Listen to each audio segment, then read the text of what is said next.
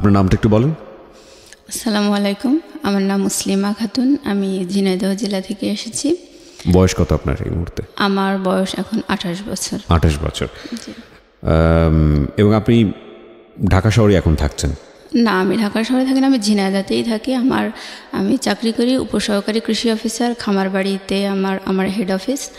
আমার পোস্টিং ঝিনাইদহতেই। মানে আপনার ওখানেই বাড়ি এবং ওখানেই আপনি কাজকর্ম করেন? জি, মাস্টার্স পড়ি আমি ইডেন মহিলা কলেজে। ওকে, ইডেনে মাস্টার্স পড়ছেন? জি, আমি মাঝে মাঝে আসি আর কি, চাকরির খাতিরে একটু কম আসা হচ্ছে। ওকে, ফাইন। আমরা একেবারে ছোটবেলা থেকে শুরু করতে চাই, যেখান থেকে আপনার মনে পড়ে। ছোটোবেলা থেকেই, জন্ম থেকেই বলতে চাই, সেটা হচ্ছে আমরা 4 ভাই বোন। তো একদম প্রথমে একটা বোন হয় আমাদের, তো ও মারা যায়। যেদিন হয় সেই দিনই পরের দিন সকালে মারা যায়। তো ওই বোনটা মারা যাওয়ার প্রায় 2-2.5 বছর পর আমার বড় বোনের জন্ম। তো বড় বোন অনেক ফর্সা, সুন্দর, ও খুব আদরের।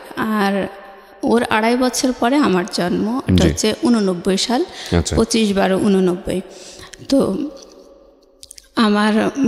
আমার জন্মের কথা শুনে আমার বাবা চাইতো যে আমার জায়গাটাই, মানে আমি যেন ছেলে হই, এটা আমার বাবা চাইতেন। আচ্ছা। তো যখন আমার নানু বাড়ি হচ্ছে চুয়াডাঙ্গাতে, আমি যখন জন্মালাম আমার বাবাকে সংবাদ দেওয়া হলো ঝিনাইদহতে। তো আমার বাবা শুনলো যে মেয়ে হয়েছে। আমার বাবা যায়নি আমাকে দেখতে। তো আমার মা ওই সময় অনেক বেশি অসুস্থ ছিল, আর ডাক্তার আমার নানুকে বললো যে আপনার মেয়ে অনেক বেশি অসুস্থ বাচ্চা হওয়ার পরে, তো উনি যদি এখন বাবুকে বুকের দুধ খাওয়ায় তাহলে উনি আরও বেশি অসুস্থ হয়ে যাবে। আমি আসলে বুকের দুধ পাইনি কখনো। আমি আমার 4 ভাই বোনের মধ্যে আসলে খুব বেশি দুর্বল। তো ওইভাবে আমি 3-4 মাস নানু বাড়িতে থাকার পরে যখন বাসায় আসলাম, আমাকে আমার মা নিয়ে আসলো। আমি কখনোই বুকের দুধ পাইনি, আমাকে গরুর দুধ খাওয়ানো হতো। তো বাসায় আসার পরে আমার বাবা, আমি হয়েছি কালো, মানে খুব চিকন, খুব রোগা রোগা। আমার বাবার পছন্দ হয়নি। তারপরেও সে চাইতো যেন একটা ছেলে হয়। সেই হিসেবে আসলে তার মনটা খুব বিষণ্ণ ছিল। আর বারবার বলতো আমার আবারও মেয়ে হলো, আমার ঘর অন্ধকার হয়ে যাবে, আমি একটা ছেলে চাইতাম, এসব বলতো। যাই হোক, এইভাবেই আসলে শৈশব। আর যখন একটু বড় হয়েছি, নানু বাড়িতে আমার বড় বোনকে খুব বেশি ভালোবাসতো। তো আমার নানু মাঝে মাঝে, মানে আমাদের বাড়িতে, মানে ওই আশেপাশের মামা যারা আছে তাদেরকে মাঝে মধ্যে পাঠাতো। আমার মামাকেও পাঠাতো, যে বলতো ওকে নিয়ে আয়, ওর নাম মেহজাবিন, বড় বোন, ওকে নিয়ে আয়, ও একটু বেরিয়ে যাক, ওকে অনেক দিন দেখিনি। এভাবে মামা আসতো, এসেই শুধু বলতো যে বুবু হচ্ছে মেহজাবিনকে নিতে এসেছি। তো ওকে নিয়ে যেত, আর আমি দাঁড়িয়ে দাঁড়িয়ে দেখতাম। ও আমার সামনে, ও ছোটো, আমার 2.5 বছরের বড় আর কি। তো ও কাপড় চোপড় গুছাই নিয়ে আমার সামনে দিয়ে হাসতে হাসতে চলে যেত, আমি দেখতাম। আবার মাঝে মাঝে আমিও খুব শখ করে মানে যেতে চাইতাম ওর সাথে নানু বাড়িতে। তো গেলে মানে আমার নানা, খালা, মামা কেউ তেমন খুশি হতো না আমাকে, ওকে দেখে খুব খুশি হতো, কোলে নিত, আদর করতো, এরকম। আমাকে ওরকম করতো না। তারপর মানে আমরা গ্রামের দিকে থাকতাম, তো আমাদের বাসায় টেলিভিশন ছিল না। কিন্তু নানু বাড়িতে রঙিন টেলিভিশন ছিল, ডিশ লাইন ছিল। তো ওরা, আমার খালামণি হচ্ছে আমার মামাতো বোনদেরকে নিয়ে, ওকে নিয়ে মানে টেলিভিশন দেখতো, কার্টুন দেখতো, হিন্দি ছবিতে নাচ গান এসব দেখতো। তো আমার মামাতো বোন টোন, ভাই, আমার বোন সবাই একসাথে নিয়ে, কিন্তু আমাকে ডাকতো না আমার ছোটো খালা। ঘরের দরজা বন্ধ করে দেখতো, আর যখন একটু জানালা খোলা থাকতো ওই জানালা দিয়ে আমি বাইরে দাঁড়িয়ে দেখতাম, মানে আমাকে ঢুকতেই দিত। আমার চেহারা দেখলে সবাই রেগে যেত, এরকম একটা অবস্থা। মানে আমার নানু বাড়িতে সবাই মানে সুন্দর চেহারার ভক্ত, এটাই আর কি। তো আমি ওরকম যখন দেখতাম, আমার খালা যখন দেখতে পেতো যে আমি এভাবে টেলিভিশন দেখছি, ও রেগে যেত, বলতো এই যা এখন টিভিতে কিছু হচ্ছে না, দেখার মতো কিছু হচ্ছে না, যা। তারপরেও দেখতাম। পরে আমার খালা দেখা যাচ্ছে যে এই রিমোট দিয়ে এই চ্যানেল সেই চ্যানেল টিপি করতে করতে টেলিভিশনটা বন্ধ করে দিত, দিয়ে বেরিয়ে আসতো। তখন মামাতো বোন, আমার বোন সবাই বেরিয়ে আসতো, বাধ্য হয়ে, ওদের হাতে তো রিমোট থাকতো না। বেরিয়ে আসতো, বেরিয়ে আসার পরে খালা ঘরে চলে যেত, আর আমার ওই বোনেরা, ভাইরা সবাই মানে আমার সাথে খুব খারাপ ব্যবহার করতো, বলতো তুই গেলি কিসের জন্য, তোর কি না দেখলে হয় না, টিভিটা বন্ধ করে দিল, এরকম করে সবাই মানে খারাপ বিহেভ করতো। পরে আমার অনেক খারাপ লাগতো, আমি একা একা বসে থাকতাম। তারপর দেখা গেল যে 10 দিন 12 দিন পরে আমার বাবা আমাদেরকে নিয়ে আসতে যেত। তখন আমার নানি বলতো যে থাক মেহজাবিনকে যেতে হবে না, এরকম ওকেই আটকাতো। মানে সুন্দর যে সে তাকে আটকাতো? হ্যাঁ, আমার বড় বোনকে, ওকে যেতে হবে না এরকম বলতো। তো আমাকে কেউ ওরকম বলতো না, আমি আমার বাবার সাথে চলে আসতাম বাড়িতে। তা মানে আমার শৈশবকালটা ঠিক এভাবেই কেটেছে। মানে আমি চেহারার কারণে আমার মাও আমার সাথে ভালো ব্যবহার করেনি। আমার মাকে দেখে আমার দুই বোন, ওরা, আমি কালো, আমার দুটো বোন সুন্দর, ওরা আমার মাকে দেখে আমারে ওরকম করে কথা বলতো, কালকুটি কালকুটি বলতো। এগুলো বলতে আসলে খারাপ লাগে। যাই হোক, আমার মার কাছে আমার মা ওইভাবে বলতে দেখে আমি কখনো আমার মাকে নালিশ করিনি যে আমাকে এভাবে কেন বলছে। আর বাবার কাছে নালিশ করতাম, আমার বাবা বলতো যে ওদেরকে বকা দিত, ভাই এভাবে বলিস কেন, যে মানুষ কি কালো হয় না, আর তোমাদেরই তো মনে এভাবে বলো কিসের জন্যে। কিন্তু আমার মা কখনো বলতো না। তো যাই হোক, এভাবে আসলে শৈশবকালটা কেটেছে। তো আমি যখন ক্লাস 8-এ পড়ি তখন আমার বোন পড়ে ক্লাস 10, বড় বোনটা। ওই সময় ওর একটা বখাটে ছেলের সাথে অ্যাফেয়ার হয়। সে বাবার একটাই মাত্র ছেলে ছিল, অনেক প্রপার্টি ছিল, বাট সে মানে পড়াশোনা করতো না, এরকম একটা ছেলে। তো বাসা থেকে খুব ওকে নিষেধ করতে, টানা প্রায় 1-1.5 বছর ওরকম অ্যাফেয়ার, নানান ফোনে কথা টথা বলা, নানান ঝামেলা, বাসা থেকে খুবই নিষেধ করতো ওকে, কিন্তু ও শুনতো না। তাই হোক, অবশেষে ও মানে এসএসসি পরীক্ষা দিল হচ্ছে 2002 সালে। তখন ও 2টা সাবজেক্টে ফেল করলো, আমার বড় বোনটা। জি। আপনার বড় বোন যখন এসএসসি দিচ্ছে তখন আপনার বয়স কত? আপনি কোন ক্লাসে পড়ছেন? তখন আমি পড়ি ক্লাস 8-এ। ক্লাস 8-এ, ওকে। মানে ও যখন এসএসসি দেয় তখন হচ্ছে আমি ক্লাস 8-এ, 9-এ কেবল উঠেছি আর কি। ওটা হচ্ছে 2002 সাল। আচ্ছা। তো ও ফেল করার পরে মানে ওইভাবে ওর বয়ফ্রেন্ডকে নিয়ে নানান অশান্তি হচ্ছিল, বাসা থেকে নিষেধ করতে পারে। আমার মা বয়ফ্রেন্ডকে নিয়ে মানে বড় অপার বয়ফ্রেন্ড আর কি, বড় বোনের অ্যাফেয়ার ছিল একটা বখাটে ছেলের সাথে। তো ওকে নিয়ে অশান্তি হচ্ছিল? ও আচ্ছা, মানে বাড়ি থেকে অশান্তি হচ্ছিল? বাড়ি থেকে খুব নিষেধ করতো, মানে ফেল করার পরে আরো বেশি অশান্তি হচ্ছিল? হ্যাঁ হ্যাঁ। তো ও বাসা থেকে যে ওড়নাটা পরে গেছে, বোরকার উপরে নেকাপ টেকাপ পরে ওড়না পরে গেছে একটা।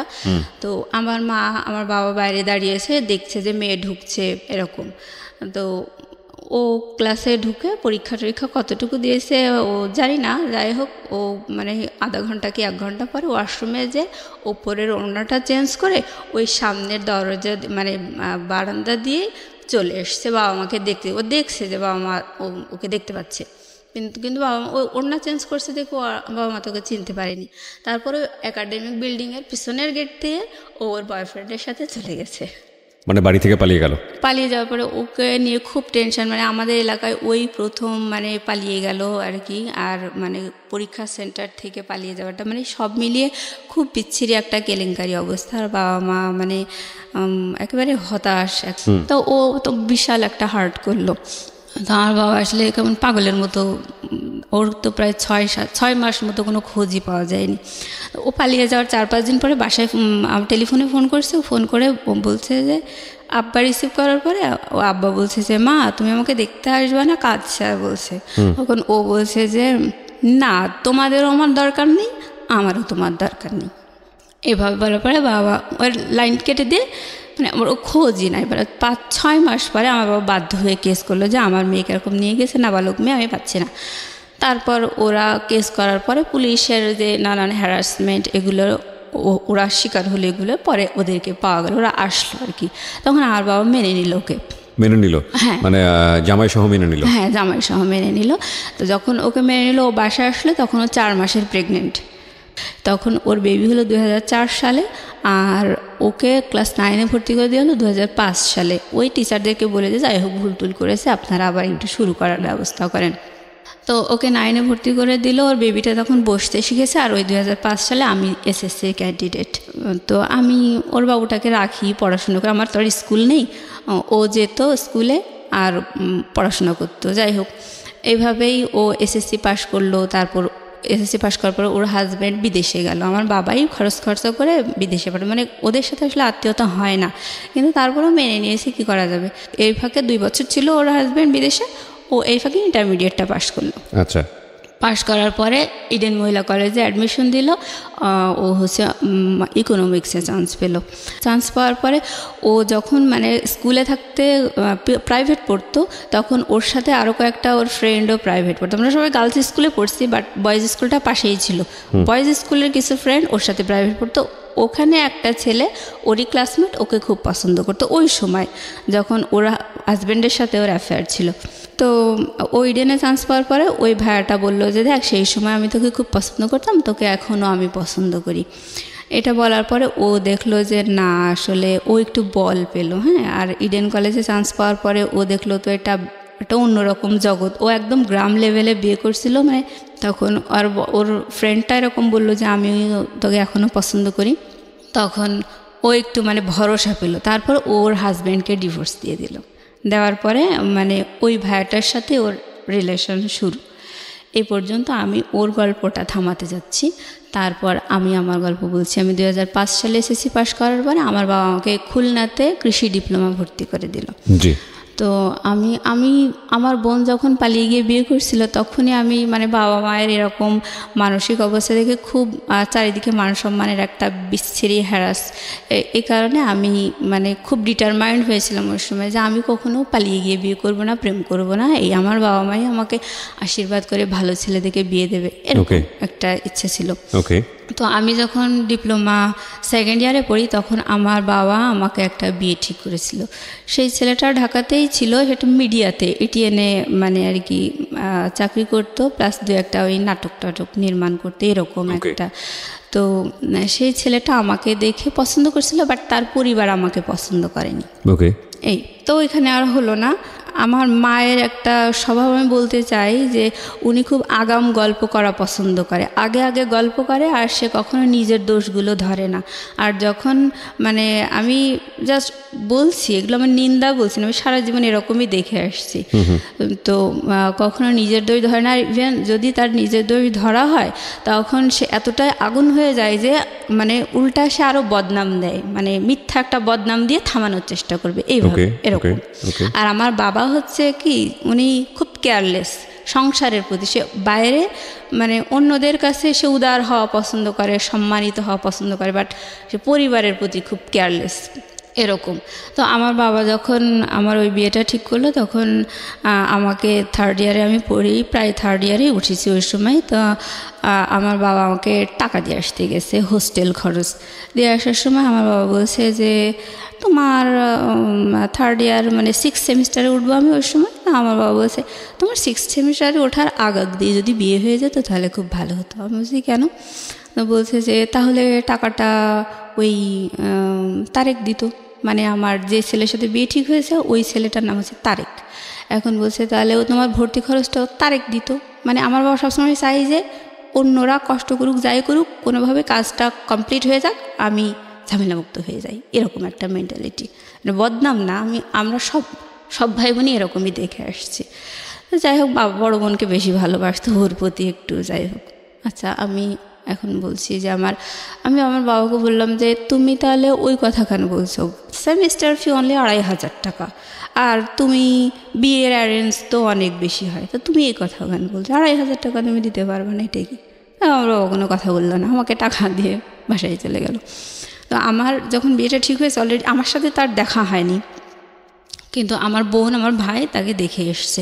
মানে ছেলেটা আমার জীবনে একটা ইয়াং ছেলে চেহারা, এত মানে একটা হাড্ডি সার, হ্যাঁ, আর চুলগুলা বড় বড় এরকম, মানে আমি একেবারে চুজেবল না, তো বয়সও অনেক।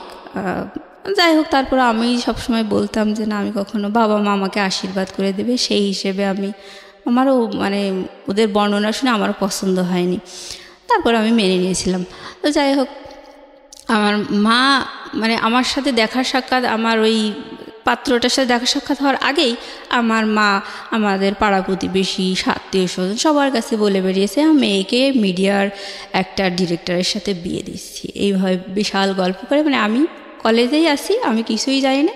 তারপর কিছুদিন পর আমার বাবা বলতেছে, তোমাকে তো ওই পাত্রপক্ষের থেকে দেখতে আসবে, তুমি বিয়ে তো হয়েই যাবে, তুমি তোমার লাগেজপত্র সব গুছাই নিয়ে প্রিন্সিপাল স্যারকে বলবা যে তোমার বিয়ে হয়ে যাবে, তুমি আমার বিয়ে হয়ে যাবে, আমি ঢাকায় ট্রান্সফার হয়ে যাব, আমার জন্য টিসি রেডি করবেন, এটা তোমার প্রিন্সিপালকে বলে তুমি জিনিসপত্র গুছাই নিয়ে চলে আসবা। তো এর মাঝে আমার ওই ছেলেটা আমাকে দেখতে এসেছে। দেখতে আসার পরে আমাকে দেখে বেশ পছন্দ হয়েছে তার। তো আমার বান্ধবীদেরকে আমারও পছন্দ, মানে সে আমাকে পছন্দ করছে, বাট তাকে দেখে আমার মোটেও পছন্দ হয়নি, আমার বান্ধবীদেরও পছন্দ হয়নি। এই তোরে কি ঠিক করছে, বাদ দে, এরকম বললো। তারপর আমি বলছি, না রে, বাবা মা ঠিক করেছে, তা থাক, সব তার চেহারার মধ্যে নেই, ভালো মন মানসিকতা থাকতেই পারে। আমি আর কিছু বললাম না। তারপর প্রিন্সিপাল স্যারকে ওইভাবে বলে আমি বাসায় চলে আসছি। তো বাসায় যখন আসার পরে আশেপাশে লোকজন বলছে, আর কয়দিনই বা 2 দিন বাদে তো শ্বশুরবাড়িতে চলে যাবে, এরকম করে বলতেছে। এবং আমি খুব হতবাক, না আমার সাথে এখন তো কিছুই হয়নি, তাই এত লোকে জানে বিষয়টা, খুব অবাক লেগেছে। তারপর আমি চলে আসলাম। বাসায় আসার পরে ওই পাত্রপক্ষের বাবা মা ওরা দেখতে আসলো। আসার পরে কিছু বললো না, বাড়িতে যে বললো যে মেয়ে দেখে পছন্দ হয়নি, এরকম। যাই হোক, ওই পার্টটা চুকে গেল। বিয়ে যেহেতু হলো না, আমি আবার পরে প্রিন্সিপাল স্যারকে ফোন দিয়ে বললাম যে স্যার, এরকম আমি কলেজে আসতে চাচ্ছি। তো তখন প্রিন্সিপাল স্যার আসলে ওই মুহূর্তে একটু অন্য টেনশানে ছিল, হয়তো একটু মনটা খারাপ ছিল। তখন আমার বলছি, দেখো বাবু, তুমি আমাকে বলেছিলে টিসি রেডি করতে, আমি তো ওইটা নিয়েই আসি, তোমার জন্য আমি টিসি রেডি করছি, যাই হোক তুমি আমারে ফোন দিও না। মানে ওই সময় অন্য কারণে টেনশনে ছিল, আমার সাথে ভালো বিহেভ করেনি। এবার আমি আমার বাবাকে বলছি, মাকে বলছি যে স্যার থেকে কথা বললো, এখন কি করা যায়? তখন আমার মা আমার বাবা দুজন মিলে আমাকে ওই লাগেজপত্র সব নিয়ে আবার আমাকে কলেজে রেখে আসলো এবং প্রিন্সিপাল স্যারকে সব ঘটনা খুলে বলল, মানে মিথ্যা বললো যে ওরা প্রাইভেট কার দাবি করেছে দেখে মেয়েকে দেইনি। আমার চেহারা দেখে পছন্দ হয়নি, এটা বলে নাই আর কি। মানে আপনার চেহারা দেখে পছন্দ করেনি? না না, যে ছেলেকে আপনি পছন্দ করলেন না, সেই ছেলে আপনার চেহারা দেখে পছন্দ করলো না? হ্যাঁ হ্যাঁ। ওকে, মানে ছেলেটা আমাকে পছন্দ করেছে, ছেলেটার পরিবার আমাকে পছন্দ করেছে, ছেলেটার পরিবার আপনাকে পছন্দ করেনি। আচ্ছা, তো ওই পার্ট চুকে গেল আমার। তো আমি ফাইনাল ইয়ারে যখন, তখন আমার বাবা আরও একটা বিয়ে ঠিক করলো। তো ওই ছেলেটা ছিল এসএসসি পাস করে মানে প্রাইভেট পলিটেকনিক থেকে ডিপ্লোমা একটা সেমিস্টার পড়ে বাদ দিয়ে দিয়েছে পড়াশোনা, এরকম একটা ছেলের সাথে। তবে সেই ছেলেটা খুবই সুদর্শন, মানে গল্প শোনা আর কি, আমি দেখিনি। তো ওরকম একটা ছেলের সাথে আমার বাবা আমাকে বিয়ে দেওয়ার জন্যে নানু বাড়িতে মতামত দিয়ে আমাকে নানু বাড়িতে নিয়ে গেল দেখানোর জন্য। পরে ওই ছেলের পরিবারও আমাকে দেখে পছন্দ করেনি। তো যাই হোক, ওইটাই শেষ।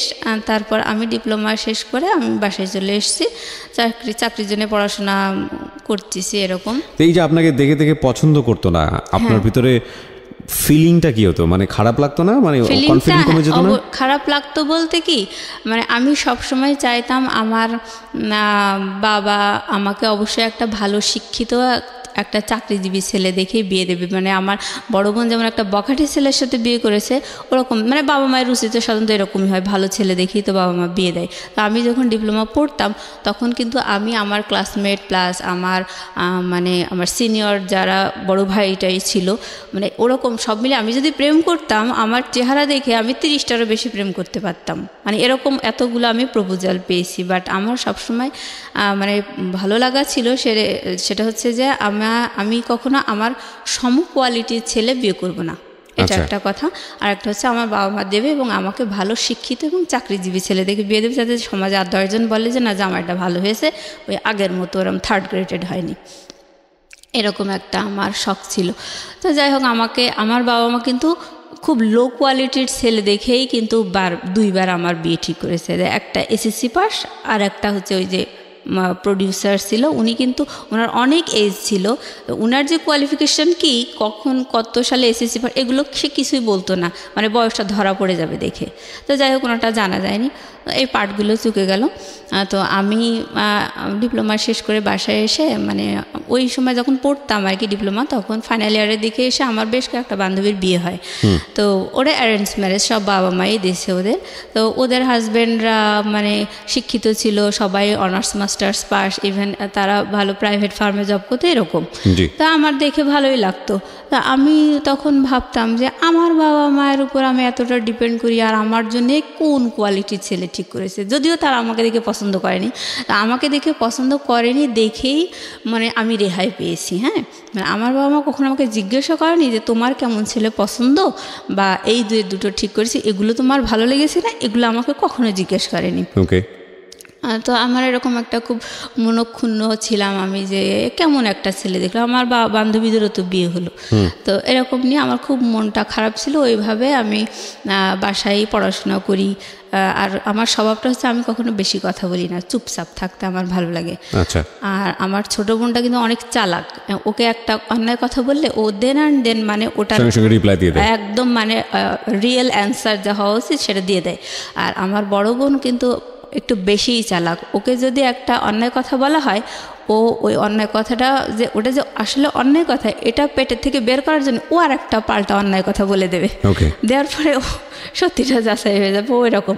আর আমি হচ্ছে অন্যায় কথা শুনে চুপ করে বোকার মতো হা করে থাকি, মানে কোনো প্রতিবাদ করতে পারি না, মানে কী যে অ্যান্সার হবে সেটাই আমার মাথায় ঢোকে না। পরে দেখা যায় যে ওটা নিয়ে আমি 3 দিন 4 দিন ধরে চিন্তা ভাবনা করছি কেন এটা বললো, এটার অ্যান্সার কী হতে পারে। পরে দেখা যায় যে আর উত্তর দেওয়ার সময় থাকে না, এরকম স্বভাবের হচ্ছে আমি। তো যাই হোক, আমি বাসায় মাঝে মাঝে বান্ধবীদের কথা মনে পড়ে। তো আমার বাবা মায়ের এইরকম পাত্র ঠিক করা দেখে খুব খারাপ লাগে। তো আমি বাসায় এসে চাকরি বাকরির জন্য পড়াশোনা করছি। আমার বোন কিন্তু ইডেনে চান্স পেয়েছে 2010 সালে। আমিও ডিপ্লোমা শেষ করে আমার রেজাল্ট বেরিয়েছে 2010 সালে। এটা আমার রেজাল্টের মানে 1 সপ্তাহের তফাৎ আর কি। তো ওই ইডেনে চান্স পেয়েছে, ও খুব আনন্দে আছে। আমিও চাকরি মানে আমার ডিপ্লোমাতে আমি ফার্স্ট ক্লাস পেয়েছি, আমিও খুব আনন্দে আছি। কারণ বাবা মায়ের সিদ্ধান্ত হচ্ছে যে আমার মেয়েকে যেহেতু দেখে 2 পাত্র পছন্দ করেনি, আমি চাকরি বাকরির ব্যবস্থা করব, চাকরি দেব, তারপরে মেয়েকে বিয়ে দেবো। তখন মানে এটা আমার বাবা মায়ের সিদ্ধান্ত। এটা কি আপনাকে চাকরি দিবেন নাকি জামাইকে? না, আমাকে। ওকে। জামাই তো নাই তখন, তো কোনো জামাই মানে এরকম হয় না ছেলে বেকার তাকে বিয়ে দিয়ে দিল এবং চাকরি দিয়ে দিল? না, ওরকম না, আমাকে এস্টাবলিশড করবে এরকম, মানে আমাকে দেখে তো পছন্দ করে না এই জন্য আমাকে এস্টাবলিশ করতে চাইতো। তো আমি সে আশা নিয়ে পড়াশোনা করছি। তো ওই সময় আমাদের বাসার পাশে একটা ভাইয়া ভাড়া থাকতো, উনি এনজিওতে চাকরি করতো আর হচ্ছে একটা ন্যাশনাল ইউনিভার্সিটিতে পড়তো, অনার্স কমপ্লিট করে মাস্টার্স সে পড়তো প্লাস চাকরি করতো। আর আশেপাশে মানে সে টিউশনিও করতো, সে আমাদের এলাকার ছেলে না, বাইরের। তো যাই হোক, ওই ভাইয়াটার সাথে আমাদের খুব ভালো, আমাদের পারিবারিক মানে প্রাইভেট পড়াতে তো খুব ট্যালেন্ট ছেলে ছিল। আবার আমার মাই বলেছিল যে আমার মেয়ে এরকম চাকরির পরীক্ষা দেবে, ওর জন্য একটু পড়াশোনার ব্যবস্থা। উনিও আবার বিভিন্ন চাকরির পরীক্ষা টরীক্ষা দিত। তো বিভিন্ন ছেলেদেরকে ওরকম প্রাইভেট পড়াতেন। তা আমার মাও শুনলো, শোনার পরে ওনাকে বললো যে বাবা আমার মেয়ে তো এরকম ডিপ্লোমা কমপ্লিট করে বাসায় এসছে, ও তো চাকরির পরীক্ষা দেবে, তুমি যদি বাবা একটু পড়াই দিতে তাহলে ভালো হতো। চাকরির পরীক্ষায় কী কী আসবে কি না আসবে ও তো কিছু জানে না। বলে আচ্ছা ঠিক আছে আন্টি। তারপর ও আমাদের বাসায় আসতো, ভাইয়াটা, ওনার নাম হচ্ছে টুটুল। তো বাসায় এসে আমাকে পড়ানোর পরে মানে আমি উনি বেশ মাস 2 পড়ানোর পরে আমি প্রথম ধান গবেষণা ইনস্টিটিউটে চাকরির পরীক্ষা দিই। দেওয়ার পরে আমি চাকরি পরীক্ষায় প্রথম পরীক্ষাতেই আমি টিকছি। আর আমি প্রথম চাকরি পরীক্ষা দিই ওর পড়ানোর মাধ্যমে আর কি। বয়ফ্রেন্ড? হ্যাঁ, আমার বয়ফ্রেন্ড। নাম ছিল টুটুল, ওনার নাম। তো ও আমাকে পড়াতো। আমি যখনই চাকরি পরীক্ষায় টিকেছি, মেরিট লিস্টে যখন আমার নামটা এসছে, আমি সাথে সাথে ফোন করে দিছি যে বাবা আমি টিকেছি। তখন আমার আব্বা এত খুশি, আমার বয়ফ্রেন্ডকেও বলে দিয়েছে যে বাবা ও না টিকেছে, কিন্তু ও যে আমার বয়ফ্রেন্ড এটা আমার বাসা থেকে কেউ জানতো না। রাইট। কত সালে টিকলেন আপনি? 2010 সালে। তো আমার বাবা ওকে মানে একদম বাড়ির ছেলের মতো ভালোবাসতে লাগলো আর কি। কোনো সমস্যা হলে বা ছেলে মেয়েকে কি পড়াবে বা এরকম সব ধরনের মানে পারিবারিক সিদ্ধান্তে ওকে বড় ছেলের মতো করেই ভালোবাসতো, ওর কাছ থেকে সিদ্ধান্ত নিত, আলাপ করতো এরকম। তো যাই হোক, এবার ওর সাথে আমার তো অ্যাফেয়ার, আমি বিষয়টা গোপন রাখছিলাম। পরে বাসায় যখন দেখলাম যে ওকে তো বেশ ভালোবাসছে, আর আমার বাবাও হঠাৎ আমার মায়ের সাথে মানে এই কথায় কথায় আলাপ করতে লাগলো যে আচ্ছা টুটুলের সাথে যদি মুসলিমাকে বিয়ে দিই তাহলে কেমন হয়। না, আমার মা তো নানু বাড়ির ওই স্বভাবে বড় হয়েছে। আসলে উনিও মানে চেহারার ভক্ত আর কি। আমার বয়ফ্রেন্ডের চেহারা আমার মা পছন্দ করতো না। ও কালো ছিল তো পছন্দ করতো না। আমার মা একটু আমতা আমতা করে ওর মানে খুব একটা মত দেয়নি, তা এভাবেই আর কি চলছিল। তো আমি আমার ছোটো বোনকে যখন বললাম, পরে আমার ছোটো বোন বলছে যে ভালোই তো, ভাইয়াটা তো অনেক, চেহারায় তো আর সব না, সে তো যথেষ্ট মেধাবী, আর তার স্বপ্ন ছিল বিসিএস পরীক্ষা দেবে, বিসিএস ক্যাডার হবে। তো আমার বড় বোনেরও স্বপ্ন, টিচাররা স্বপ্ন দেখাইছে বিসিএসে তোমাকে হেল্প করা হবে। তো ও বিসিএসের জন্য পড়তো, প্লাস আমার বোনকেও বিসিএসের জন্য পড়াতো। তো আমি ওই সময় ওকে বলছি যে দেখো মা, আমি হচ্ছে যখন ওর কাছে আমি একা থেকে পড়তাম তখন আমি ওকে তুমি করে বলতাম, আর যখন আমার বোন আসতো পড়তে তখন আপনি করে কথা বলতাম। যাই হোক, এবার ওকে আমি একা পেয়ে বলতেছি যে দেখো আমার না অনার্স পড়ার খুব শখ, বড় আপি হচ্ছে অনার্সে চান্স পেয়েছে, ও তো একদম ঝরেই গিয়েছিল, তারপরে ওকে কত ভালো জায়গায় উঠায় নিয়ে আসছে। আমারও ইংলিশে অনার্স পড়ার খুব শখ, আমার ডিপ্লোমা পড়ার মোটেও শখ ছিল না। বলছে আচ্ছা ঠিক আছে, এটা তো ইন্টারমিডিয়েটের সমমান, তুমি তো অ্যাডমিশন দিতে পারবা, না আমি অ্যাডমিশনের বই টইগুলো নিয়ে এসে তোমাকে পড়াবো। তাই বলে ও আমাকে পড়াতে লাগলো। আর বিএল কলেজে ও খোঁজ নিল যে আমি অ্যাডমিশন দিতে পারবো কি না। তখন ওখান থেকে বলে দিল যে না, সেশন ওভার হয়ে গেছে, 1 ইয়ার ওভার হয়ে গেছে। এটা যদি 2009 সাল হতো তাহলে ও অ্যাডমিশনের জন্য ফর্ম তুলতে পারতো। তো আমার হলো না, ওখানেই ব্রেক হয়ে গেল। তো আমি খুব কষ্ট পেলাম। আর আমি যখন অনার্সের জন্য পড়তাম তখন আমার বড় বোন বলতো অনার্সের জন্য তোর পড়ার কি দরকার, তুই চাকরি বাকরির জন্য ট্রাই কর, চাকরি করার মতো যোগ্যতা তো তোর হয়েছে, তোর এসব মানে ও জেলাস ছিল এক কথায়, চাইতো না যে আমি আর একটু উপরে উঠি। তো ওরকম করে ও নিষেধ করতো, আমি ওগুলো কানে তুলতাম না। তারপর ওটা হলো না দেখে আমার বেশ একটু মন খারাপ হয়ে গেল। এর মধ্যে আমার ওইভাবে আর কি আমাদের ঘটনাগুলো চলতে লাগলো। আর এর মধ্যে হঠাৎ আমার ছোট বোন, ও এসএসসি পাশ করে আসলে 2006 সালে ওর ডিপ্লোমা ভর্তি করে দিয়েছিল বাবা, যে ঢাকাতে মহিলা পলিটেকনিকে সিভিলে। ওর ডিপ্লোমা মানে ওরও প্রায় শেষের দিকে। ওই সময় ওর একটা বয়ফ্রেন্ড ছিল, ছেলেটার বাসা হচ্ছে বরিশালে। তো বরিশালের মানুষকে আমাদের এলাকায় খুব ডেঞ্জারাস মনে করে, তো ওকে সাপোর্ট করতো না। তো ও আবার ওর ওই বয়ফ্রেন্ডের সাথে একটু বেড়াতে গিয়েছিল কোথায় জানি, যাই হোক। তো ওর ফোনটা ছিল অফ, যার কারণে আমার বাবা একটু টেনশন করলো যে কেন ওর ফোনটা অফ, বেশ মানে হাফ বেলা অফ পেয়েছে। আপনার ছোট বোনের? আমার ছোট বোন। কি নাম ছিল? ওর নাম তাসফিয়া। আর ওর বয়ফ্রেন্ডের নাম আমার মনে নেই। যাই হোক, তো ও তাসফিয়ার ফোন অফ দেখার কারণে আমার বাবা, ওর একটা ক্লাসমেট ছেলে, সে ওকে ফোন দিয়ে বলল বাবা তাসফিয়ার ফোনটা তো আমি অফ দেখছি, তো তুমি একটু দেখো তো, সেও ঢাকায় পড়তো, তুমি একটু দেখো তো ও কোথায় আছে, অফ দেখছি, আমার টেনশন লাগছে, আমার ছোটো মেয়ে বাইরে পড়ে।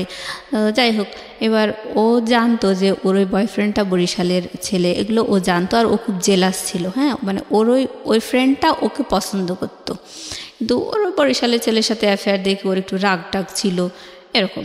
তো ও দেখলো এটা একটা প্রতিশোধ নেওয়ার বেশ ভালো সময়। তো ও মানে আমার বোনকে কোনো খোঁজখবর না নিয়ে ও ফোন ট্রাই করেছে, ফোনটা অফ দেখেছে ওর ওই ফ্রেন্ডটা। তারপর ও হচ্ছে আমাদের পাড়ায় কয়েকটা ওর পরিচিত, মানে ওর এই ফ্রেন্ডটার পরিচিত কয়েকটা মেয়েকে ফোন দিয়ে বলেছে যে তাসফিয়াকে না পাওয়া যাচ্ছে না, ও পালিয়ে গেছে, এরকম করে বলেছে।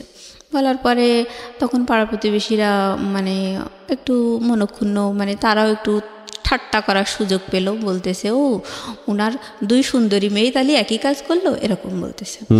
বলার পরে এটা তো মানে খুব প্রেস্টিজের একটা বিষয় হয়ে গেল। তখন আমার মা খুব টেনশন করছিল। পরে আমার ভাই ওকে ফোনে ট্রাই করার পরে ওকে প্রায় সন্ধ্যার দিকে ওর ফোনটা মানে ওপেন পেয়েছে আমার ভাই। পাওয়ার পরে ওকে বলল যে জানিস তোর টেনশনে আম্মা হচ্ছে স্ট্রোক করেছে, এখন অবস্থা অনেক খারাপ, হার্টের খুব সমস্যা, মানে হার্ট হয়তো বাইপাস করা লাগতে পারে, তুই যেখানে আসিস তুই তাড়াতাড়ি চলে আয়। ওকে। এবার ও তো টেনশন, ও খুব মা ভক্ত ছিল, তো ও টেনশনে মানে একেবারে জামা কাপড় 2-4টা গুছায় নিয়ে বাসায় চলে এসেছে। আসার পরে ওর ফোন কেড়ে নিয়েছে বাবা।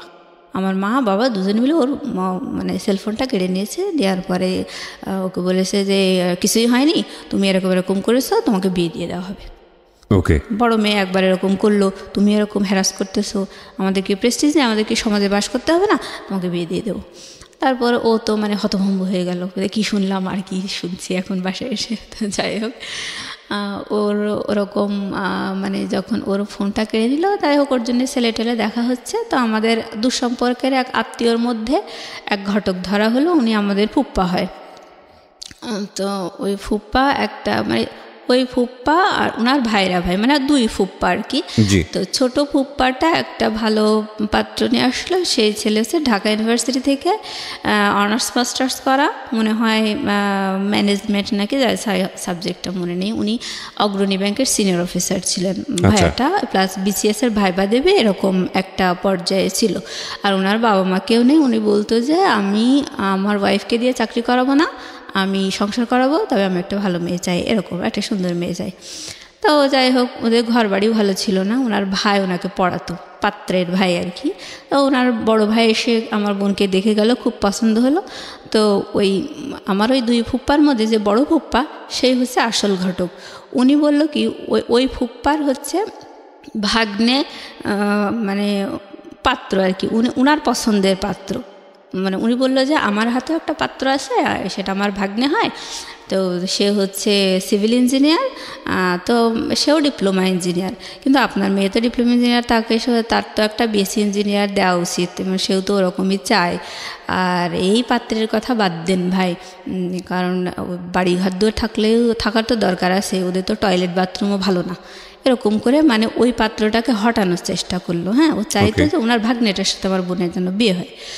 তো আমার বাবা মা ওই অত ভালো একটা কোয়ালিফাইড ছেলেকে ডিনাই করে দিল আমার ওই ফুপ্পাটার, বড় ফুপ্পাটার কথা শুনে। তারপরে ওই ডিপ্লোমাধারী ওই ছেলেটার সাথে, ওনার ভাগ্নে আর কি, ওনার সাথে আমার বোনের বিয়ে ঠিক করলো।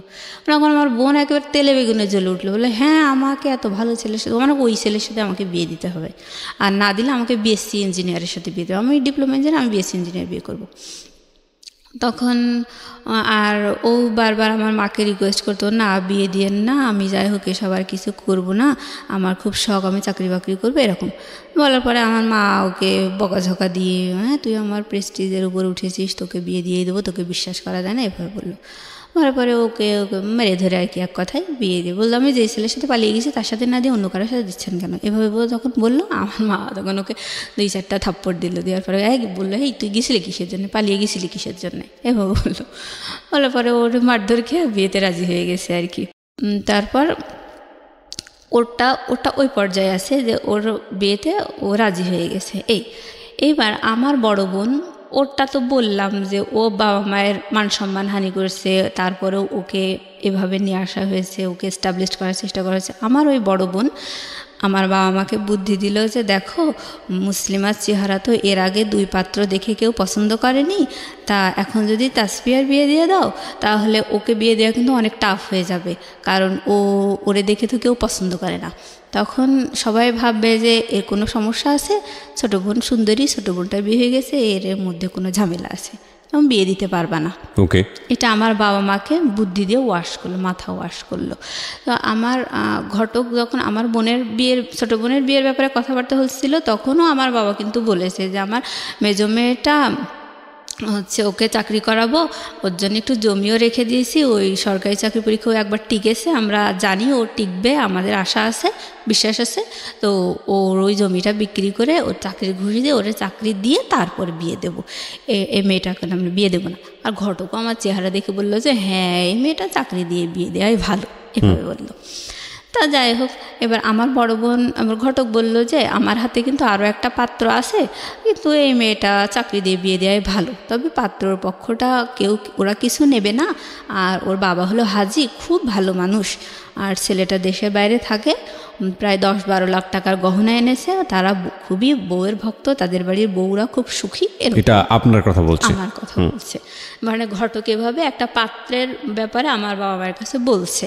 আজকের এই গল্পটা, প্রিয় শ্রোতা, একটা বিষয় আপনাদেরকে একটু ইন্টারাপ্ট করছি। আজকের এই গল্পটা একটা মেয়ে পাত্রস্থ হতে গিয়ে কি পরিমাণ পারিবারিক চাপের মধ্যে থাকতে হয় মেয়েটাকে নিজে এবং পরিবারকে আমাদের দেশে, সেটার একটা গল্প আপনারা বলতে পারেন, এবং সেটার পরিণতিও বা কী দাঁড়ায় সেটাও দেখার একটু বাকি আছে। আমি ইন্টারাপ্ট করছি না, আর হ্যাঁ বলুন তারপর। হ্যাঁ, তারপর হচ্ছে আমার বোন ওইভাবে বোঝানোর পরে আমার বোন, আমার মা বাবা মানে রাজি হয়ে গেল যে হ্যাঁ আসলেই তো তাই। তবে আমি সবচেয়ে বেশি অবাক হয়েছি যে আমার বড় বোন কি না করলো, আর আমি তো ওরকম কিছুই না, তাহলে আমাকে এভাবে বিয়ে দেবে, মানে আমার মাথায় কিছুই আসছিল না। আমার ছোটো বোনকে যখন দেখে গেছে তখনও কিন্তু আমার বিয়ে নিয়ে কোনো কথা হয়নি। আমি তখনও মানে খুশি ছিলাম যে আমার তো চাকরি দিয়েই বিয়ে দেবে, এরকম একটা। তো আমি অনেক খুশি ছিলাম। আমার বড় বোন যখন ওরকম করে বলার পরে আমার বাবা মা রাজি হয়ে গেল। তো আমি বলছি না, তোমরা তো আমাকে চাকরি করাবা তারপরে বিয়ে দেবা, এখন এসব কী ধরনের কথাবার্তা। আমি বলছি এমনি তো আমার দেখি কেউ পছন্দ করে না, এসব বাদ দাও। তখন আমার মা বলছে পছন্দ করে না দেখে কি কেউ কি পছন্দ করবে না, কখনোই পছন্দ করবে, এটা কোনো কথা হলো? আর থাক বাবা, আমি তোমারে দোয়া করে দেবো, এরকম করে আমার মাথায় হাত দিয়ে বলতেছে আমার মা। তো আমি বলছি না, দরকার নেই, ও দোয়া করার দরকার নেই। আমার মানে খুব রাগ হয়ে গেছে। আর আমার হচ্ছে বয়ফ্রেন্ড ছিল, তো ও মানে ওর প্রতি আমি একটু ইন্টারেস্টেড ছিলাম, এই আর কি। মানে ওইটার কারণে আমি চাইতাম যেন বিয়েটা না হয়। আর এই আমার জন্য যে ছেলেটা ঠিক করেছিল সেই ছেলে ইন্টারমিডিয়েট পাস, আর দেশের বাইরে থাকতো, থাইল্যান্ডে। তো ওইখানে সেই ওই শ্রমিক ভিসায় যাওয়া আর কি, হাতুড়ি পিটানো, এই কোয়ালিটির একটা ছেলে, টাকা পয়সা আছে এই। তা আমার তো সবসময় আমার চাওয়াই ছিল শিক্ষিত চাকরিজীবী একটা ছেলে এরকম, আর আমিও চাকরি করব, এ ধরনের একটা ভালো লাগা, মানে একটা আমার বাবা মায় তোমার সেই আশাটা দিয়েছে, সেই হিসেবে আমি মানে নিজেকে তৈরি করে রেখেছিলাম। তো আমার যখন বাবা মায়ের ওই কথাগুলো শুনে আমার অনেক কষ্ট লাগলো, আর আমি প্রতিবাদ করতে লাগলাম যে না, আমি কখনো এই বিয়ে করব না। করার পর আমার বয়ফ্রেন্ডকে আমি বললাম দেখো আমার না এরকম করে বিয়ে ঠিক করেছে, আমারও বিয়ে ঠিক করেছে। তখন ও খুব অবাক হলো, বলছে তাই? তা ঠিক আছে, তাহলে তো তোমাদের বাসায় আর আসা যাবে না, যা হয় গোপনে তুমি আমারে বলো, হ্যাঁ আমি তোমারে সাজেশন দেবো। তাই বলে ও আর আমাদের বাসায় আসতো না। তো আমি ওকে আমার ছোটো বোনের মোবাইলটা কেড়ে নেওয়ার পরে আমার যখন বিয়ে নিয়ে কথা বলছে সেই সময় আমি যে আপত্তি করছি, তখন আমার মোবাইলটাও কেড়ে নিয়েছে আমার মা। তো আমি বলছি ও মা, আমার মোবাইল কেড়ে নিয়ে যাচ্ছ কিসের জন্যে? তখন আমার মা কোনো কথা বললো না বলার পরে আমার হচ্ছে ওই মানে ক্যামেরা ফোন ছিল আর কি। তো ওইখানে আমি বলছি ঠিক আছে, তাহলে সিমগুলো খুলে নাও, আর ওখানে তো মেমোরি আছে, আমি না বসে গান টান শুনবো, আমার এই ফোনটা দাও। তো সিমগুলো খুলে নিয়ে আমাকে মেমোরি সহ ফোনটা দিল। আর আমি আমার বয়ফ্রেন্ডকে বলছিলাম জানো এইভাবে না সব নিয়ে নিয়েছে। তখন ও তাড়াতাড়ি করে ওর মানিব্যাগের ভিতর থেকে একটা ওই টেলিটক সিম বের করে আমারে দিয়েছে, দিয়ে বলছে যে যা হয় গোপনে আমারে জানাবা। তা আমি ওইভাবে মানে বাসায় গিয়ে কী হচ্ছে আমি ওকে জানাচ্ছি। জানানোর পরে ও বলছে যে ওই পাত্র যে ছেলের সাথে তোমার বিয়ে ঠিক করেছে ওই বিদেশের ওই ছেলের নাম্বারটা আমাকে দাও।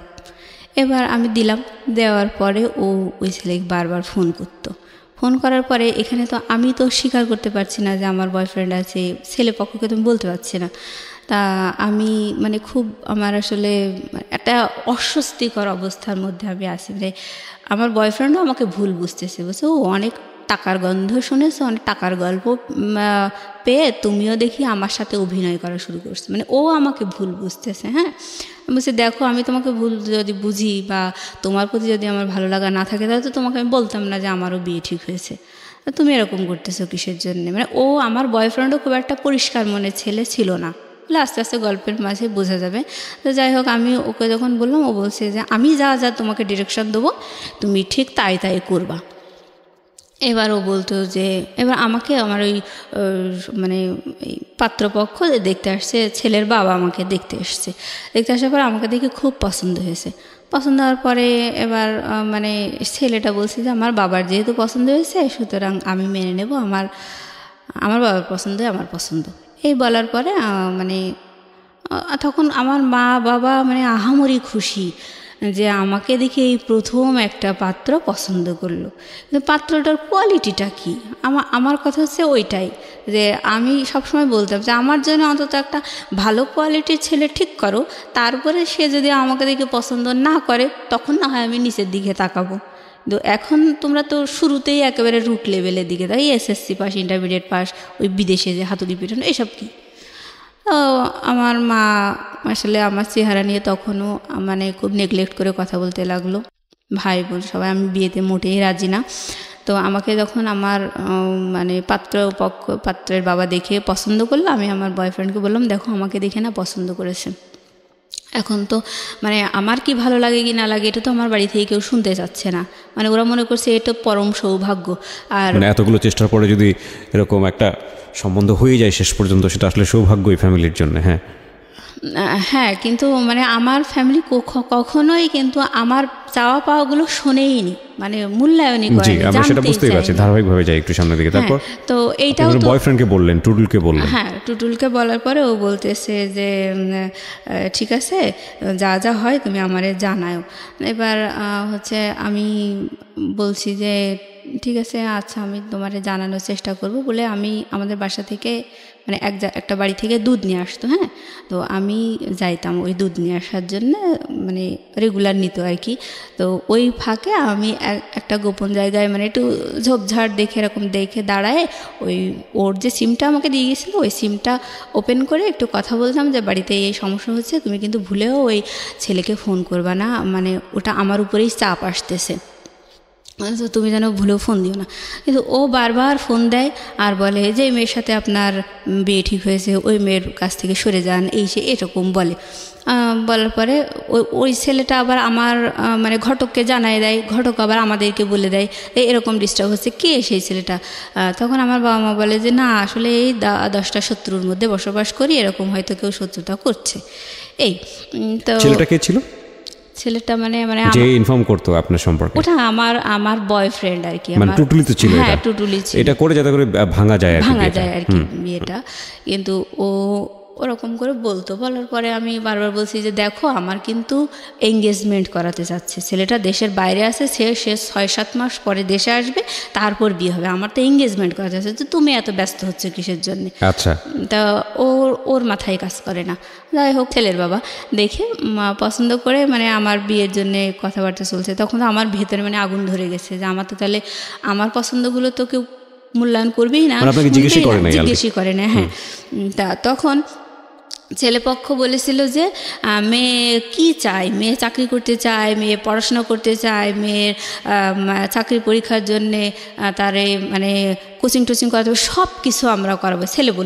ছেলে বলতেছে যে আমার বাবা যেহেতু পছন্দ করছে সুতরাং সব আমি করবো, কোনো অসুবিধা নেই, এমনকি এই বিদেশে নিয়ে এসেও আমি তাকে পড়াতে রাজি আছি, এরকম করে বলল। আর ওই ঘটকটা হচ্ছে অনেক মিথ্যুক, মানে এই পাত্রপক্ষ নিয়ে বিশাল বিশাল গল্প দিল। আমার বাবা মা কোনো কিছু যাচাই করলো না, সব ওই ঘটকের কথা বিশ্বাস করেই আমার বিয়ের জন্য ফাইনাল কথা দিয়ে দিল যে হ্যাঁ আপনারা আসেন এঙ্গেজমেন্টের জন্য। ছেলেকে দেখেনি? না দেখেনি। ছেলেকে না দেখেই তো আমি মানে বুঝুন যে কি বলবো, মানে যদি ওর কথা সত্যি হয়ে থাকে তাহলে ও পরিবারকে আসলে বোঝাচ্ছিল। একটা কথা আছে বাঙালি সংস্কৃতিতে, কন্যা দায়গ্রস্ত পিতা, এটা একটা মারাত্মক শব্দ। আমরা এখন অনেক আধুনিক সমাজে বসবাস করি এবং এই আধুনিক সমাজে এই ধরনের শব্দ, এই ধরনের কথা অত্যন্ত বেমানান। কিন্তু ভুলে গেলে চলবে না আমাদের এই শহরকেন্দ্রিক জীবন কিংবা ঢাকা শহরকেন্দ্রিক জীবন, এটা এই যে সেই জীবন বা সেই জীবনের মধ্যে কতজন মানুষের পার্টিসিপেশন, সেটার সংখ্যা আসলে খুব কম। আপনি প্রান্তিক পর্যায়ে গেলে ও যে গল্পগুলো এখানে করছে সেটার অনেক মিলই আপনি খুঁজে পাবেন। জি, তো যাই হোক, আমি চাইতাম যে ছেলেটাকে দেখতে, আর আমার নিজের গায়ের রং কালো দেখে আমার খুব শখ হতো আমার হাজব্যান্ডের যেন ফর্সা হয়, সুন্দর হয়, এরকম একটা শখ আমার ছিল। আমি বলছি যে আমার মাকে যে আচ্ছা আপনারা, আমাকে তো ছেলেপক্ষ দেখে গেল, পছন্দ করলো, তা আপনারা ছেলে দেখবেন না, আর আমি ছেলে না দেখে আমাকে বিয়ে দিয়ে দেবেন? তখন আমার মা মানে যেটা বললো আমি কখনো বলতে পারবো না কথাটা। আমাকে আমার মা বলছে যে তোমার চেহারা দেখলে তো আর বিয়ে হবে না। মানে এটা আমার সারা জীবনের একটা বিশাল আঘাতের কথা। আপনার মা বলেছে যে তোমার চেহারা দেখলে তো আর বিয়ে হবে না? হ্যাঁ, এটা বলেছে। আর এই কথা শুনে মানে আমার প্রতিবাদ করার কোনো ভাষা ছিল না। আপনি এই চেহারা নিয়ে শুরু থেকে যে পর্যন্ত মানে কথা বলছেন, সেখানে মানুষের একটা পারসেপশন হতে পারে যে আপনি দেখতে আসলে কুশ্রী, এতটাই কুশ্রী যে আপনার দিকে তাকানো যায় না। বিষয়টা কিন্তু তা না শ্রোতা, ও দেখতে যথেষ্ট সুন্দর এবং সৃষ্টিকর্তা ওকে বানিয়েছেন। সৃষ্টিকর্তা প্রত্যেককেই কোনো গুণ দিয়ে দুনিয়াতে পাঠান, সুতরাং কোনো সৃষ্টিকেই অসুন্দর বলার কোনো সাহস, ধৃষ্টতা আমাদের কারোরই থাকা উচিত নয়। তারপরেও যদি গড়পরতা চোখে যদি আমরা বলার চেষ্টা করি যে একটা মানুষ দেখতে কীরকম, সাদা না কালো, সুন্দর না কুশ্রী, সেই জায়গাটা থেকেও মোটেও কুশ্রী নয়। আপনি অনুমতি দিলে আমি অনুষ্ঠানের কোনো একটা সময় আপনার একটা ছবি আমরা আমাদের ফেসবুকে বা ইউটিউবে দিব, সেখানে যদি আপনার অনুমতি থাকে। হ্যাঁ ইনশাল্লাহ, অবশ্যই। কারণ আমি চেহারা নিয়ে যতটাই আমি নেগলেক্টেড হয়েছি না কেন, আমি নিজেকে ভাবতাম না যে আমি আসলেই কুৎসিত। এটা আপনি কখনো ভাবতেন না? আচ্ছা। তো আমার মায়ের কথাটা এতটা কষ্ট লাগলো বলে আমি চুপ করে মানে কিছু বলিনি, না বলে আমি রুমে দিয়ে মানে উপর হয়ে শুয়ে কাঁদছি, মানে ভুলতে পারছি না কথাটা। তারপর এভাবে আসলে বলার পরে বেশ কয়েকদিন ধরে আমি বারবারই মানে বিয়ের জন্য আপত্তি করছি। মানে আমার খুবই শখ, মানে আমার হার্ট অ্যান্ড সোল আমি চাইতাম আমার হাজব্যান্ডের যেন ভালো শিক্ষিত চাকরিজীবী, মানে একেবারে প্রাণের দাবি মতো। তো আমি সবসময় বলছি যে ও কেমন ছেলে ঠিক হয়েছে, আমার পছন্দ না, ও বিদেশে থাকে, কেমন শিক্ষিত না। তখন এরকম আমার মা বুঝায় যে তোর কি চেহারা, বারবার এরকম করে বলে। আমার ছোটো বোন বলতেছে যে ওই তারেকের মতো অত বাজে চেহারার একটা ছেলেও যে তোকে দেখে পছন্দ করলো না, তারপরে তাহলে তোরা তো শখ হয় কী করে, তুই ভালো চেহারা ছেলে চাস, তোর শখ হয় কী করে, তুই নিজের যোগ্যতাটা দেখবি না, এটা বললো। আর বড় বোন বলছে যে কয়েকদিন পরে তো তাসফিয়ার গায়ে হলুদ, তা হচ্ছে তখন মানে আমি বারবার বিয়েতে আপত্তি করছি, আর আমার বয়ফ্রেন্ড ওখানে ফোন করছে, ফোন করে ডিস্টার্ব করছে। তো এক পর্যায়ে ওরা খুব রেগে যায়, রেগে যেয়ে বলছে যে না, মেয়ের নামে অনেক কথাবার্তা শুনছি, থাকে আমরা আর এগোবো না, এরকম অবস্থা। তো সেই সময় আমার বাসা থেকে আমাকে মারধর করছে। আমার বাসাতে জানতো যে ও আমার বয়ফ্রেন্ড, হ্যাঁ, এগুলো অলরেডি জেনে গেছে। আমাকে মানে ওকেই দোষারোপ করতেছে আর আমাকে মারধর করতেছে। আর আমি ওকে বারবার বলছি তুমি যেন ভুলে ওখানে ফোন দিও না, বারবার আমার বাসায় প্রেশার আসতেছে। আর আমি তো বলছি যে আমার বিয়েটা হবে না, আমার তো এঙ্গেজমেন্ট করাবে, তাহলে তুমি এত বাড়াবাড়ি করতেছো কিসের? টুটুলকে বলছেন। তারপরে ও কথা শুনে না। তারপর আমি এরকম বলার পরে বাসা থেকে ওই আপত্তি করছি বারবার। আমি বলছি যে না, আমারে তো চাকরি করাবে, তা আমার যেটা জমি রেখে দিয়েছে, তাহলে আমি চাকরি করব, তারপর বিয়ে হবে। মানে আমার এক্সপেকটেশনের কোনো মূল্য নেই। আমার ভাই বলছে হ্যাঁ না, তোকে চাকরি দেওয়া হবে না, তোকে বিয়েই দেওয়া হবে। আর বাবা বলতেছে তোকে তো চাকরি দেব না, তোর জন্য জমি রাখছি, না তোর জমি বিক্রি করে তোরে চাকরি দেব না, তুই ওই হাজির বাড়িতে বউ হয়ে যাবি, ওখানে রান্না বান্না করবি, খাবি দাবি, তুই তোর চিন্তা বাদ, তুই ওইখানেই যাবি, তোর বিয়ে দিয়ে দেওয়া হবে, এক কথায়। মানে খুব মানে ঝেড়ে ফেলে দেওয়ার মতো একটা আচরণ এরকম করে বলল। তো পাত্রপক্ষ বললো যে মেয়ের নামে এইসব উল্টোপাল্টা শুনছি, যাক বাদ দেন না, আমি এইসবের মধ্যে আর নেই। তারপরে এসবের মধ্যে নেই মানে বয়ফ্রেন্ড বারবার ওকে ফোন টোন করতেছে, ঝামেলা করতেছে। তখন মনে করছে যে আমার বোধহয় আসলেই বয়ফ্রেন্ড আছে। ও যখন ফোন করতো আমার বয়ফ্রেন্ড, তখন ওই সাথে সাথে মানে রিপ্লাই আসতো ওই থাইল্যান্ড থেকে যে এই আমার এরকম নাম্বার থেকে ফোন করছে, এই বলেছে, বারবার ওই মেয়েকে বিয়ে করতে নিষেধ করে, কি সমস্যা, আমি এসবের মধ্যে এখন আর নেই, এরকম করে বলতো। তারপরে ঘটক শুধু বারবার অনুরোধ করতো, বলতো যে ওরা নানান শত্রুর মধ্যে বসবাস করে, এরকম হয়তো কেউ ডিস্টার্ব করতে পারে, ওর বড় বোনের এরকম উঠায় নিয়ে গেছে, এরকম করে বলছে বাবা তুমি টেনশন করো না, এরকম করে বলছে। কিন্তু আমার বাড়ি থেকে সবাই বুঝতে পারছে যে টুটুল এরকম ঝামেলা করতেছে। তো আমি তো পরে ঘটক আমাকে ফোন দিয়ে বলছে যে দেখো এরকম সমস্যা হচ্ছে, তা বিষয়টা কি। তখন আমি ক্লিয়ার খুলে বলছি যে দেখেন আমার কি পছন্দ, আমার কি ভালো লাগে, এটা কিন্তু আপনারা কেউই শোনার প্রয়োজন মনে করেননি। আমি সবসময় চাই একটা ভালো শিক্ষিত চাকরিজীবী ছেলে হবে, এরকম। আপনারা তো কেউ কানেই তুলছেন না। আর আমার কেউ জিজ্ঞাসা করলেন না যে ওই ছেলেটা আমার আদৌ পছন্দ কিনা।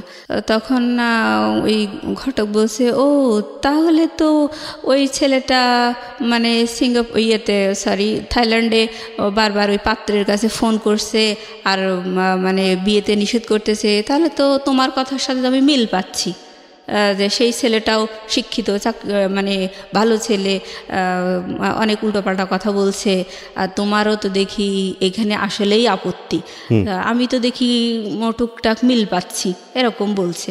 বলার পরে তখন আমার বাবা বিশাল ক্ষেপে গেছে আমার কথাগুলো শুনে। আমি যে ঘটককে যেভাবে বললাম কথাগুলো, ওটা আমার বাবার পাশে বসে বলছে, মানে আমাকে একদম জিম্মি করে রাখছে। আমাকে যখন একটু ফোনে কথা বলতে দিত তখন মানে আমার বাবা, আমার মা, আমার বোন, ভাই সবাই আমার সামনে বসে থাকতো, আর আমার কাছে রোবটের মতো যা দুটো কথা শিখাই দিত মানে ওগুলোই আমাকে বলতে হতো। এরকম আমি যে নিজস্ব কিছু কথা বলবো সেটা বলার কোনো সুযোগ নেই, আমাকে পুতুলের মতো যা শিখাই দেবে তাই আমাকে বলতে হবে। তা আমার বাবা বলছে যে বলো সব। তখন ঘটক যেভাবে বললো যে তোমার তো দেখি এখানে মত নেই, তখন আমার আব্বা আমাকে ধমক দিয়ে বললো, এই সব কী কথা বলছিস, তুই বল যে আমার বাবা যা করবে আমি তাতেই রাজি। আমাকে আমার মা পেছন দিক থেকে চুলের মুঠি ধরে একটু খেসে টেসে দিল, এরকম মানে মারধর করলো, চড়চাপড় মারলো আপনার গায়ে। হ্যাঁ, তারপরে আমি বাবার কথাই বললাম যে ঠিক আছে, আমার এরকম শখ ছিল ঠিকই, কিন্তু আমি চাই বাবা যা করবে তাই, মানে বাধ্য হয়ে বললাম আর কি। মানে রাজি হয়ে গেলেন এবং ছেলেটাকে তখনও আপনি দেখেননি? না, তখনও দেখিনি। তো যাই হোক, রাজি হওয়ার পরে এবার আমি আবারও চুরি করে আমার বয়ফ্রেন্ডকে ফোন দিছি। দেওয়ার পরে আমি বলছি, দেখো আমাকে না এরকম করে বারবার বলছে, আমাকে তো আসলে এঙ্গেজমেন্ট করাবে, তো তুমি এরকম বারবার করে ফোন দিও না, বারবার ঝামেলা করতেছো কিসের জন্য। তখন ও বলতেছে যে আচ্ছা ঠিক আছে, আমি আর ফোন দেবো না। বলছে আমি তো তোমার পক্ষেই আছি, তাহলে তুমি বারবার কেন ফোন করতেছো, আর এভাবে মানে মারধর করতেছে, রাগারাগি করতেছে সবাই, তুমিই তো ভুলাচ্ছ সিচুয়েশনটা, তা এরকম কেন করতেছো। তখন বলছে আচ্ছা ঠিক আছে, আমি ফোন দেবো না। তো এর ভিতরে ও আবার একদিন আমাকে বলেছে যে আমি ওই ছেলের সাথে কথা বলবো, প্লাস তুমিও কথা বলবা। বলার পরে যেভাবে হোক বিয়েটা ভাঙতেই হবে, এনি কস্ট। আমি বলছি যে না, তুমি এরকম বাড়াবাড়ি করো না, আমার কিন্তু খুব যে সিরিয়াস ডিসিশন নিয়েছে তা কিন্তু না, আমার তো চাকরি বাকরি করায় করবে এরকম বলছিল, আর আমার তো মানে এঙ্গেজমেন্ট করাবে এরকম বলেছে তো বাড়ির পক্ষ থেকে, তুমি এত বাড়াবাড়ি করো কেন। তো বলছে না, ও তোমাকে কথা বলতেই হবে। তাই বলে ও ফোনে কথা বললো আমার ওই যে পাত্রের সাথে আর কি, বলে নিয়ে পরে বলছে যে নেন ওই পাত্রীর সাথে কথা বলেন, আমার বয়ফ্রেন্ড বলার পরে আমি বলছি যে দেখেন ঠিক আছে আমার রিলেশন আছে, ঠিক আছে, বাট আমি যে তাকেই বিয়ে করব এরকম না, আমি সবসময় চাই একটা ভালো শিক্ষিত চাকরিজীবী একটা ছেলে, এরকমই আমার পছন্দ। তো আমার বাবা মা যদি ওরকম একটা ছেলেও ঠিক করে আমি তাতেও রাজি, এরকম কথাটা আমি বলেছি, কিন্তু আড়ালে, হ্যাঁ, ওর সামনে বলিনি, বয়ফ্রেন্ডের সামনে বলিনি। তো এটা বলার পরে ওই ছেলেটা সাথে সাথে ঘটককে ফোন দিয়ে বলেছে যে ওই মেয়ে আমার সাথে কথা বলেছে, ওই মেয়ে এই বিয়েতে আসলে রাজি না, ওর একটা বয়ফ্রেন্ড আছে। বলার পরে ঘটক মানে সেই সন্ধ্যাবেলায় তাড়াতাড়ি করে গাড়ি ভাড়া করে বাসায় চলে এসেছে। এসে বলছে হ্যাঁ আমি কী সব উল্টোপাল্টা শুনলাম, মেয়েও সেই পাত্রের সাথে কথা বলেছে, মেয়ের বয়ফ্রেন্ডও কথা বলেছে, কী ভয়ঙ্কর কথা শুনলাম, আর ছেলের বাবা আমার সাথে খুব বার্গেনিং করছে, রাগারাগি করতেছে। তো তখন আমার বাবা বুঝে ফেলেছে যে আসলে আমি কাজটা করেছি। ওই দিন আমার মা আর আমার মা অসুস্থ ছিল, আর বাবা হচ্ছে আমার মাকে নিয়ে যশোরে গিয়েছিল ডাক্তার দেখানোর জন্যে। তো ওই সময়টা বাসায় আসলে কেউ ছিল না, আমার ছোটো বোন ছিল। তো ওই সময়টাতে আমি আসলে এরকম আমার বয়ফ্রেন্ডই আমাকে বাধ্য করেছে ওর সাথে কথা বলার জন্য। তো বাসায় এসে যখন এরকম হুলুস তুলুস কাণ্ড দেখলো, তখন আমার মাও আমাকে মারলো, তারপরে আমার বাবাও খুব দুর্ব্যবহার করলো। করার পরে আমার বাবা ফোন ধরাই দিয়ে বলছে শোনো, তুমি যদি আসলেই কথা বলেই থাকো মানলাম, অসুবিধা নেই, এখন কথা হচ্ছে যে তোমাকে ভয়েস চেঞ্জ করে ওই ছেলের সাথে কথা বলতে হবে, যে ওই ছেলেটার সাথে তুমি আসলে কথা বলোনি, এটাই বোঝাতে হবে। তো মানে আমি চারিদিক থেকে ধরা খেয়ে গেলাম দেখে মানে খুব মানে ভীতু হয়ে গেছি। আর মানে আমি তো জিম্মি, আমার বাকশক্তিটাও যেন জিম্মি, এরকম অবস্থা। তো আমি বলছি আচ্ছা ঠিক আছে। তারপর আমার ওই পাত্রটার সাথে আমার বাবা ফোনে কথা বলাই দিল, আমার বাবার ফোন থেকে বলছে যে কথা বলো। এবার আমি ভয়েস তো চেঞ্জ করা যায় না, তারপর আমি চেষ্টা করছি, মানে আমি মারধর খেয়ে একেবারে সোজা হয়ে গেছি আর কি। তো আমি যথাসম্ভব চেষ্টা করলাম যে একটু অন্যভাবে কথা বলার জন্য, যে আমার ভয়েসটা যাতে না বুঝতে পারে আর কি। তো এরকম করে আমি বলছি না, আমার বাবা যা ঠিক করেছে আমি তাতেই রাজি, আমার আসলে কিছু বলার নেই, আপনি যে মেয়ের ভয়েস শুনেছেন সেটা ভুল, ওটা আমি না, এরকম। পরে এখন আমি বলছি তাহলে আপনি বলেন তো দেখি ওই মেয়েটার ভয়েসের সাথে কি আমার মিল আছে? ও বলছে যে না, আপনার ভয়েসের সাথে কোনো মিল নেই। ওই কথাটা বললো। তারপরে আমার বাবা, আমার ফোনের পিছন দিকে আমার বোন, আমার মা একদম কান লাগিয়ে থাকতো, আর ওই পাত্র কি বলছে সেগুলো আমার মা আর বোন শুনতো, আর আমার মা বোন দুজন মিলে আমাকে ওই পেছন দিক থেকে কিলঘুষি মারতো আর ফিসফিস করে বলতো এটা বল ওটা বল, আমি রাজি, এরকম করে বলতে আর আমি তাই বলতাম। বলার পরে পরিবেশ ঠিক হয়ে গেল। হওয়ার পরে এবার হচ্ছে পাত্র, মানে আমার ওই পাত্রের বাবা আর কি বলছে যে আমি তো একা দেখে আসছি, এবার আমি চাচ্ছি যে আমার ছেলে, বৌমা, মেয়ে, জামাই সবাইকে নিয়ে পাত্রীকে আর একটু দেখে আসবো, আর হচ্ছে মানে এঙ্গেজমেন্ট করাই আসবো, এরকম বললো। বলার পরে আমি বলছি যে দেখো, আমার বয়ফ্রেন্ডকে বলছি দেখো ওই সামনে শুক্রবার না আমার হচ্ছে এঙ্গেজমেন্ট, ওই তুমি বারবার ফোন দিয়েও কিন্তু পজিশন হলো না, আর আমি তো তাদের হাতে বন্দি আছি, আমার ওই পুতুলের মতো যা বলতে বলছে তাই আমি বলে যাচ্ছি, তাহলে এগুলো করে কোনো লাভ হচ্ছে না, তুমি থামো, এঙ্গেজমেন্টটা অন্তত হতে দাও। তারপর মানে এঙ্গেজমেন্ট হবে হচ্ছে আগামীকাল শুক্রবার, আজকে হচ্ছে বৃহস্পতিবার, আজকে আমি বিকেলবেলা আমার বয়ফ্রেন্ডকে জানাচ্ছি যে দেখো আমার আগামীকালকে এঙ্গেজমেন্ট। তো আমি ওরকম বলার পরে আমার বয়ফ্রেন্ড বলছে দেখো আমি খুব দুশ্চিন্তায় আছি, যেভাবেই হোক তুমি এই এঙ্গেজমেন্ট বন্ধ করো, আমি কখনোই চাই না তোমার হাতে এঙ্গেজমেন্টের আংটি উঠুক, আমি একদমই চাই না, যদি এরকম হয় তোমার সাথে আমার রিলেশন কিন্তু ব্রেকআপ হয়ে যাবে। তো আমার বয়ফ্রেন্ড ওভাবে নিষেধ করে দেওয়ার পরে আমি খুব দুশ্চিন্তায় পড়ে গেলাম। পরে হঠাৎ করে আমি ভাবছি কীভাবে বিয়ে ভাঙা যায়, কীভাবে এঙ্গেজমেন্ট ভাঙা যায়, কীভাবে ওদের আশাটা বন্ধ করা যায়, এই দুশ্চিন্তা করতে করতে বাসায় ফিরে আসছি। তোর কি মত এবার বল দেখি, তুই এত ঘুলাচ্ছিস, কি সমস্যাটা কি এবার বল। তো আমি বলছি দেখেন বিয়েটা তো ভেঙেই গেছে, তার টুটুল তো অনেক ভালো স্টুডেন্ট, টুটুলের একটা ভালো চাকরি বাকরি হলে তখন ওর সাথেই আমাকে দিয়েন বিয়ে। এই কথাটা আমি যখনই বলেছি, বলার পরে আমার মা সে চোখ বন্ধ করে উল্টো পাল্টা সারা গায়ে আমাকে বাড়ুন দিয়ে মারতে মারি চোটে আমি সারা ঘরে আমি হিসু করে ফেলছি। হ্যাঁ, ওহো, কাপড় চোপড় নষ্ট হয়ে গেছে। আর আমার ভাই বারবার ঠেকাচ্ছে, বলছে থাক আর মারতে হবে না, আর মারতে হবে না। আর আমার বড়পা যখনই বারবার বিয়েতে একটু বাধা আসছিল তখনই আমার বড়পা খুব রেগে যেত। ও বলতো যে ওরে বাবা তাহলে তো টুটুলের সাথে হয়তো ওর বিয়ে হবে, এরকম ওর তো স্বপ্ন ও একাই বিসিএস ক্যাডার হবে। হ্যাঁ, টুটুলের সাথে কোনোভাবেই যেন আমার না হয়, যার জন্য ও বেশি খেপে যেত। তো আমাকে যখন মারধর করেছে তখন আমার বড়পা বলছে যে ঠেকাচ্ছিস কিসের জন্যে, মারুক ওকে মারুক, পাক্কা শয়তান, আর অনেক শয়তান, অনেক হারামি, কতভাবে যে আমাদেরকে হ্যারাস করলো, ওকে কি খারাপ ছেলের সাথে দেওয়া হচ্ছে, এরকম করে মারি চোটে। আমি বলছি আচ্ছা ঠিক আছে, আমি ওই মোবাইলে বিয়ে করতেই রাজি আছি। তখন আমার মা বলছে যে ভূত না ঝাড়ালে হয় না, এভাবে বলছে। বলার পরে যাই হোক আমি বিয়েতে রাজি হয়ে গেছি দেখে আমার বয়ফ্রেন্ডের সাথে আমি কথাবার্তা বন্ধ করে দিছি।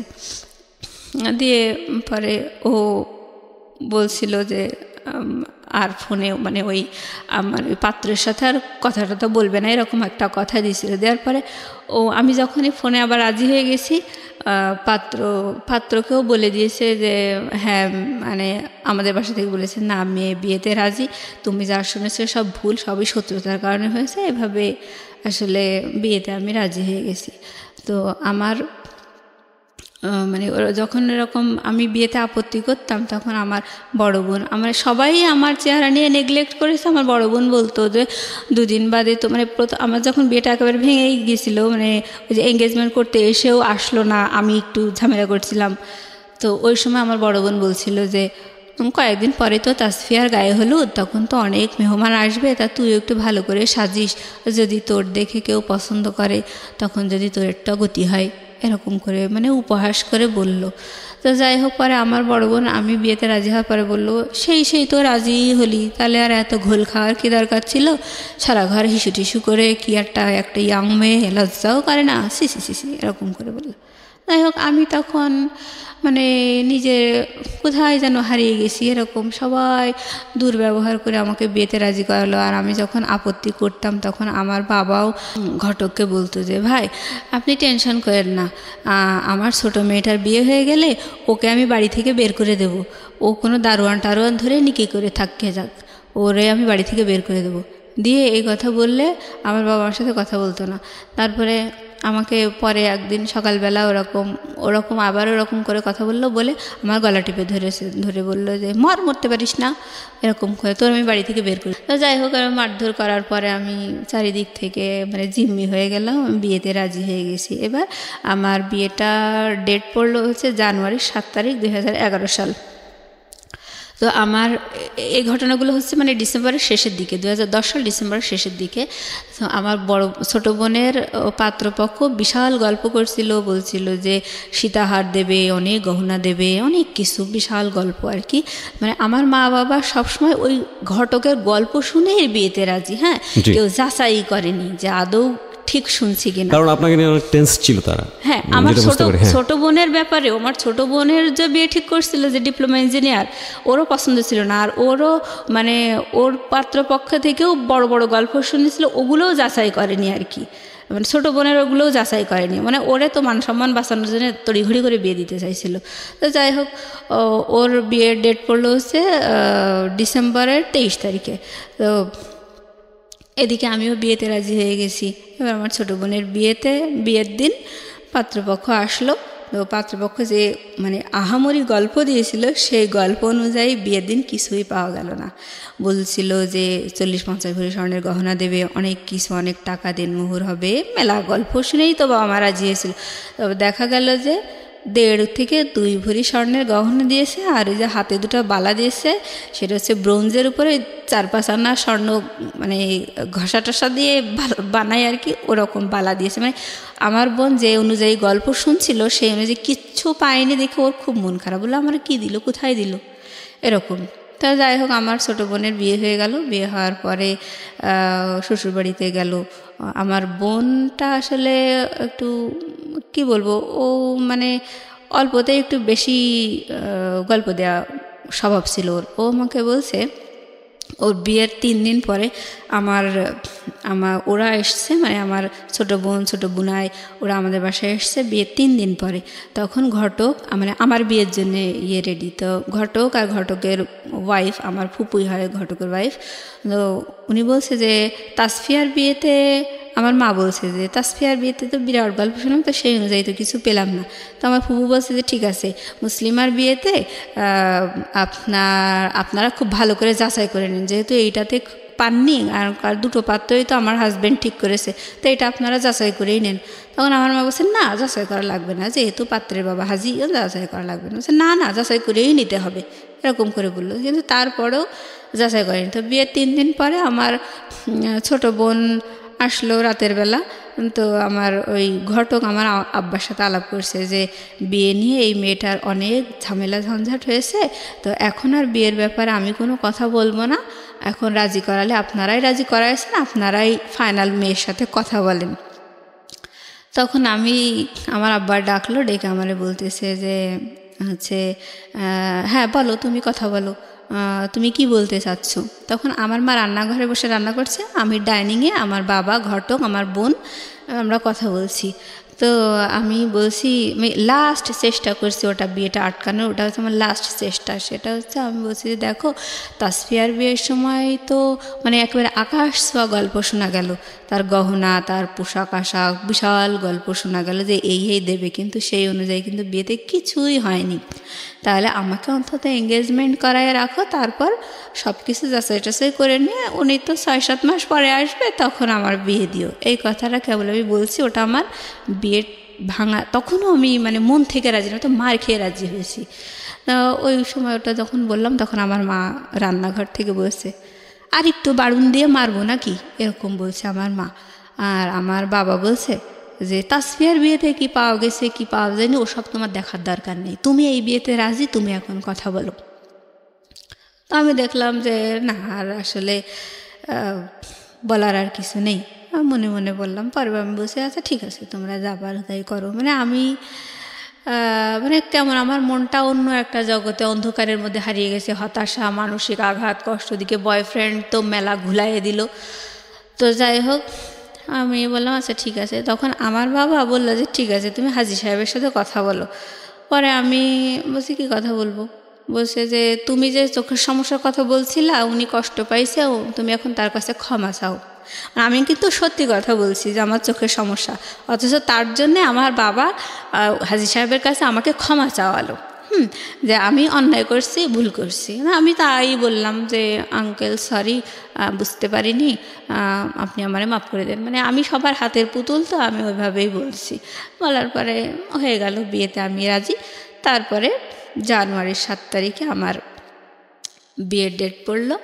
আমার ফোন, মানে ওটাতে তো শুধু মেমোরি ছিল। আমার মা বলল, মানে যখন ওই আমাকে মেরে ধরে বিয়েতে রাজি করা ছিল বাড়ুন দিয়ে, তখন বলছে এই ফোনের মধ্যেও নিশ্চয়ই কোনো ঝামেলা আছে, তাই বলে ওইটাও কেড়ে নিয়েছিল। তারপরে যাই হোক, পরে আমাকে বলল যে আমি বিয়েতে রাজি হওয়ার পরে আমাকে দেখতে আসবে আরও একবার, আমার ওই হাজী সাহেব আর একবার দেখতে আসবে পরের দিন। আমাকে বললো ভালো ড্রেস আপ করে রাখো, উনি আসবে, দেখে যাবে। আসলো, আসার পরে দেখা টাকা করে গেল। এবার জানুয়ারির 7 তারিখ বিয়ের ডেট পড়লো। তো ওই বিয়ের দিন আমার ছোট বোন, ছোট বোনাই আসছে। তো আমার ছোট বোনাই বলছে আমার মাকে যে আম্মা হচ্ছে আপি, আমি যতদূর শুনেছি যে আপিকে আপনারা যথেষ্ট মেরে ধরে রাজি করাইছেন, তা পাত্র তো আমরা কেউই দেখিনি, তাহলে এভাবে মোবাইলে বিয়ে দেওয়াটা কি ঠিক হচ্ছে? তার চেয়ে বরং এঙ্গেজমেন্ট করায় রাখেন, আমরা সবাই মিলে আরেকটু দেখি যে আমরা যা শুনেছি সেগুলো আদৌ সত্যি কিনা। তখন আমার মা বলছে, ওরে বাবা, ছেলেটার 250 বিঘা জমি আছে, ছেলের বাবার 250 বিঘা জমির মালিক, তাকে 30 বিঘার উপরে বিল আছে, তারপরে ছেলেটা 10 লক্ষ টাকার গহনা নিয়ে এসেছে, তুমি এসে ভালো আর কি বলছো? বাদ দাও, তোমরা ছোট মানুষ, তোমরা বোঝো না আসলে, বাদ দাও, মোবাইলেই বিয়ে হবে। এবার ছেলেপক্ষ চলে আসছে মাইক্রোওয়েভ করে। তো এখন আসার পরে আমার যে মানে কাজী নিয়ে আসছে আমার বাবা, কাজী আনার পরে কাজী বলছে যে মোবাইলে বিয়ে কি, এটা শরীয়ত সম্মত না, এটা আমি পড়াতে পারবো না, আর এই ধরনের বিয়ে টেকেও না, এরকম বোকার মতো সিদ্ধান্ত কেন নিচ্ছেন আপনারা? তখন আমার আব্বা বলছে আপনাকে এসব ভাবতে হবে না, বিয়ে মোবাইলেই হবে। তো বলছে ও আচ্ছা ঠিক আছে। তাই বলে মনে করেন ওই কাজী যে রেজিস্টার খাতা, মানে বিয়ে টিয়ে লেখালেখি, ওই রেজিস্টারে আমার নাম ঠিকানা সব কিছু লিখলো, পাত্রের বাবাও পাত্রের নাম ঠিকানা সব কিছু লিখলো, আর ঘটক হচ্ছে উকিল, আর এরকম। আর হচ্ছে মানে আমার বাবা, তারপরে পাত্রের মামা, এরা পাত্রের ভাই, এরা হচ্ছে বিয়ের সাক্ষী। তা হওয়ার পরে আমাকে মানে এসেছে আমার কাজী প্লাস ওই পাত্রপক্ষের লোকজন মানে আমার রুমে আসছে, এসে ওগুলো সই টই সব করা আছে, আমি সই করে দিয়েছি। এই পাত্রের ঠিকানা এইগুলো বলে টলে বলছে আপনি কি রাজি, আপনি কি কবুল বলছেন? তখন আমি বলছি যে কবুল। ছেলেটাকে দেখেনও? না না না না, আমি দেখিনি। আমি মোবাইলে কবুল বলিনি, আমি কবুল বলছি হচ্ছে কাজীর সামনে। কাজী ওখানে আমার বাবা, তারপর কাজী, ঘটক, মানে পাত্রের বাবা, পাত্রের ভাই, এগুলো সবাই আমার রুমে সবাই দেখছে যে আমাকে কবুল পড়াচ্ছে, আমি কবুল বলছি। তখন মোবাইল ছিল না কানে? আমি ছেলেটাও শুনে নাই? না না না, ছেলেটাও শুনে নাই। তা আমি এভাবে কবুল বলছি, আমাকে 3 বার কবুল বলতে বললো, আমি 3 বার কবুল বললাম। বলার পরে ওনারা আমার রুম থেকে বেরিয়ে গেল। তা দেনমোহর করছিল 1 লক্ষ টাকা। তো এভাবে আমি আর কবুল বলানোর পর আমি ওদের সামনে কবুল বলছি, আমি ফোনে কবুল বলি নাই, আমার কবুল বলার সাক্ষী না ওনারা। তো যাই হোক, আমি কবুল বলার পরে ওনারা আমার রুম থেকে বেরিয়ে গেলেন। বেরিয়ে যাওয়ার পরে ড্রয়িং রুমে ওনারা সবাই বসে আছেন, পাত্রপক্ষের সবাই, আমার ছোট বুনাই, আমাদের বাড়ির সবাই। আমি ছিলাম না, আমি দরজার কাছে, ড্রয়িং রুমে দরজার কাছে আমি দাঁড়াইছিলাম। এখন পাত্র হচ্ছে মানে কাজী হচ্ছে কানে মোবাইলটা নিয়েছে, নিয়ে ওই নাম ঠিকানা সব বলছে, বলে পাত্রকে বলছে বলেন কবুল, বলেন কবুল, এরকম। তো উনি ওই পাশ থেকে কবুল বলছে। আসলে ওই পাত্র বলছে না কে বলছে সে আল্লাহ জানে। না না না, লাউড স্পিকারও দেয়নি। তো কবুল ওইভাবে আসলে বিয়েটা হলো মোবাইলে, সে কবুল বলল, কিন্তু ওই কাবিন নামায় পাত্রের কোনো সিগনেচার নেই, মানে পাত্র উপস্থিতি নেই আর কি। সে বিদেশ থেকে মোবাইলে কবুল বলল, আর আমি দেশে থেকে। তাও আপনারা কেউ শোনেননি সেই কবুল? না, আমরা কেউ শুনিনি সেই কবুল। তো যাই হোক, এবার ওই দোয়া দরুদ পড়লো আর কি, কলেমা এগুলো পড়ে নিয়ে একটু মোনাজাত করলো। সেই সময় ওই আর কি লাউড দিল আর কি, লাউড দিয়ে ওইখান থেকে পাত্রের তার ওই 2-4টা বন্ধু টন্ধু নিয়ে ওই একা একা সেখানেও সে কি পড়ছে দোয়া দরুদ, আর এরাও পড়ছে, মানে এটা লাউডে হয়েছে আর কি। তো কবুলটা লাউডে হলো না কেন? কবুলটা লাউডে হলো না মানে ওরা ওই সময় আসলে বোঝেনি যে এটা লাউডে করতে। আর আমার বাবা মায়ের বিশ্বাস হচ্ছে যে হ্যাঁ আমরা মোবাইলেই বিয়ে দিচ্ছি, ব্যাস। তারা জাস্টিফাই করছে না যে আসলে ছেলেটা কবুল বলছে নাকি আদৌ বলছে না, এগুলো কেউ জাস্টিফাই করছে না। আর তারা মাথায়ও আসেনি যে আদৌ কবুল বলছে, বা ওই কবুল শব্দটা তাদের শোনার আগ্রহ এরকম ছিল না। তাদের কথা হচ্ছে এই মোবাইলই তো বিয়ে দিচ্ছি, এই। আর তাদের সবচেয়ে বেশি আত্মবিশ্বাস হচ্ছে ছেলের বাবা হাজি, সুতরাং তারা কখনোই ফাঁকি দেবে না, এই ধরনের একটা মানে ট্রাস্ট তাদের মধ্যে। তো যাই হোক, বিয়ে হয়ে গেল। হওয়ার পরে আবার আমার শ্বশুর হয়ে গেল হাজি সাহেব। আমরা সবাই মানে একসাথে ডাইনিংয়ে বসে খাওয়া দাওয়া করলাম। করার পরে মানে আমরা না, সরি, ওই মানে পাত্রপক্ষকে আমার ওই ননদ, শ্বশুর, শাশুড়ি সবাই ডাইনিংয়ে বসে আছে, আমি সবাইকে খেতে দিচ্ছি। খাওয়া দাওয়ার পরে ওনারা, আমার শাশুড়ি একটা কথা বলে গেলেন যে মা, এই মোবাইলে বিয়ে হয়েছে এই কথাটা কখনো কাউকে বলবা না। ইভেন আমার মা, আমার পরিবারের সবাইকে বলে গেল যে এই কথাটা কখনো কাউকে বলবেন না যে মোবাইলে বিয়ে হয়েছে, কারণ এটা শরীয়তসম্মত না। আমাদের তো আবারও পরে বিয়ে পড়াতে হবে, যখন ছেলে 6-7 মাস পরে আবার দেশে আসবে তখন তো আবারও বিয়ে পড়াতে হবে, নাহলে তো একসাথে থাকতে পারবে না। আমরা শুধু জাস্ট বেঁধে রাখার জন্যে এরকম করে কবুল পড়ালাম। এরকম কবুল পড়ায় ওই এঙ্গেজমেন্টের আংটিটা আমার হাতে পড়াই দিছে। তো ওনারা খেয়ে দিয়ে চলে গেলেন, আর এভাবে আমাকে বলে গেলেন। বলার পরে পরের দিন সকালবেলা আমার মা হাঁপ ছেড়ে পাড়া প্রতিবেশীদের সাথে বলছে মেয়ে বিয়ে দিয়ে দিয়েছি। মানে আমি বললাম না, আমার মায়ের আগাম গল্প করার একটা অভ্যাস আছে, তো ওরকম মানে গল্প করতেছে। তখন পাড়া প্রতিবেশীরা বিশ্বাসই করছে না, বলছে কখন বিয়ে দিলেন, কই কোনো লোকজন আসলো না, কিছুই দেখলাম না, কখন বিয়ে দিলেন? ওরা বিশ্বাসই করতে চাচ্ছিল না। পরে আমার মা বলছে না, গতকাল 1 মাইক্রো লোকজন আসছিল। বলছে হ্যাঁ, একটা মাইক্রো দেখছিলাম। তা আমরা ভাবছিলাম হয়তো আপনার ছোট মেয়ের শ্বশুরবাড়ি থেকে লোক আসছে, এরকম ভাবছিলাম। বলছে না, আমার ওই মেজো মেয়ের মোবাইলে বিয়ে। তো পাড়া প্রতিবেশীরা বলতে লাগলো যে মোবাইলে বিয়ে দিলেন, এটা মোবাইলে আবার বিয়ে হয় নাকি? তখন আমার মা বললো যে না, আসলে ওদের খুব আগ্রহ ছিল, এঙ্গেজমেন্ট করাতে চাইছিলাম, ওদের এত আগ্রহ দেখে মোবাইলেই দিলাম। তো ওরা বললো তো ভালোই তো, পরপর 2টা মেয়ে বিয়ে হয়ে গেল, ভালোই তো হয়েছে। আর আমার মা তো বিশাল ঘটক যেমন গল্প করছে ঠিক সেইভাবেই সেই গল্পগুলোই বলতে লাগলো পাড়া প্রতিবেশীদের সাথে। তো বিয়ের মানে 2 দিন পরে আমার শ্বশুর বললো যে বাড়িতে তো আমরা শুধু বুড়াবুড়িই থাকি, তো বৌমাকে একটু বেড়াতে নিয়ে যাবো, 1 দিন রেখেই মানে আবার দিয়ে যাব, তো মানে একটু দেন। তাই বলে আমাকে বিয়ের 2 দিন পরে আমার শ্বশুর এসে আমাকে একটু নিয়ে গেল বেড়ানোর জন্যে। তো গেলাম শ্বশুরবাড়িতে। যাওয়ার পরে আমার বিকেলবেলা আমার শ্বশুর মানে ঘটক তো অনেক অনেক গল্প দিয়েছিল, তো সেইগুলোর বাস্তবতা আমার শ্বশুর দেখাচ্ছে। তো ঘটক যখন বিয়ের সময় বড় বড় গল্প দিত, শ্বশুরের কানে সেই কথাগুলো যায়নি। হ্যাঁ, তো ঘটক আমার শ্বশুর আমাকে মানে ইয়ে মানে ড্রয়ার থেকে, আলমারি ড্রয়ার থেকে বের করে মানে ওই ভাউচার আর কি, টাকা ওনার ছেলে আর কি কত টাকা এ যাবৎ পাঠাইছে দেশে ওনার কাছে আর কি, সেইগুলো আমার দেখাচ্ছে। তো বলছে, দেখো বৌমা, আমার ছেলে এ পর্যন্ত আমার কাছে 6 লাখ টাকা পাঠিয়েছে, অথচ ঘটক বলেছিল যে 60 লাখ টাকা তার ক্যাশই আছে। ওকে, এইসব।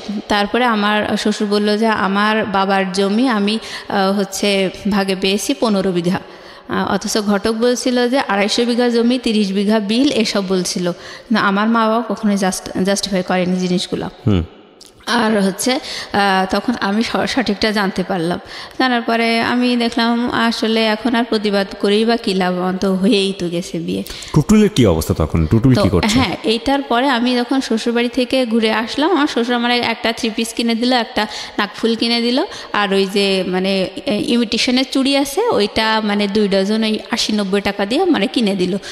দেওয়ার পরে আমি শুনছিলাম যে 10 লক্ষ টাকার গহনা এনেছে। আমি ভাবছিলাম যে অন্তত আমাকে না দিক, কিন্তু দেখাতে তো পারতো যে আমার জন্যই তো এনেছে। আমি এগুলো মনে মনে বলছিলাম যে আমাদের দেখাতে তো পারতো যে বৌমা তোমার জন্য এই এনেছে, তোমাকে উঠানোর সময় এগুলো দেওয়া হবে, এগুলো তো মানে বলতে তো পারতো। আমি তো ঘটকের সব কথাই বিশ্বাস করছিলাম, বাবা মাও তো এরকম করে দিল। তো যাই হোক, আমাকে ওরকম অর্নামেন্টস দিলে, একটা নাকফুল দিছে 300 টাকা দিয়ে, আর ওই ইমিটেশনের চুড়ি আর একটা 3 পিস, এটা দিয়ে আমার শ্বশুর পরের দিন আবার আমাকে রেখে গেল।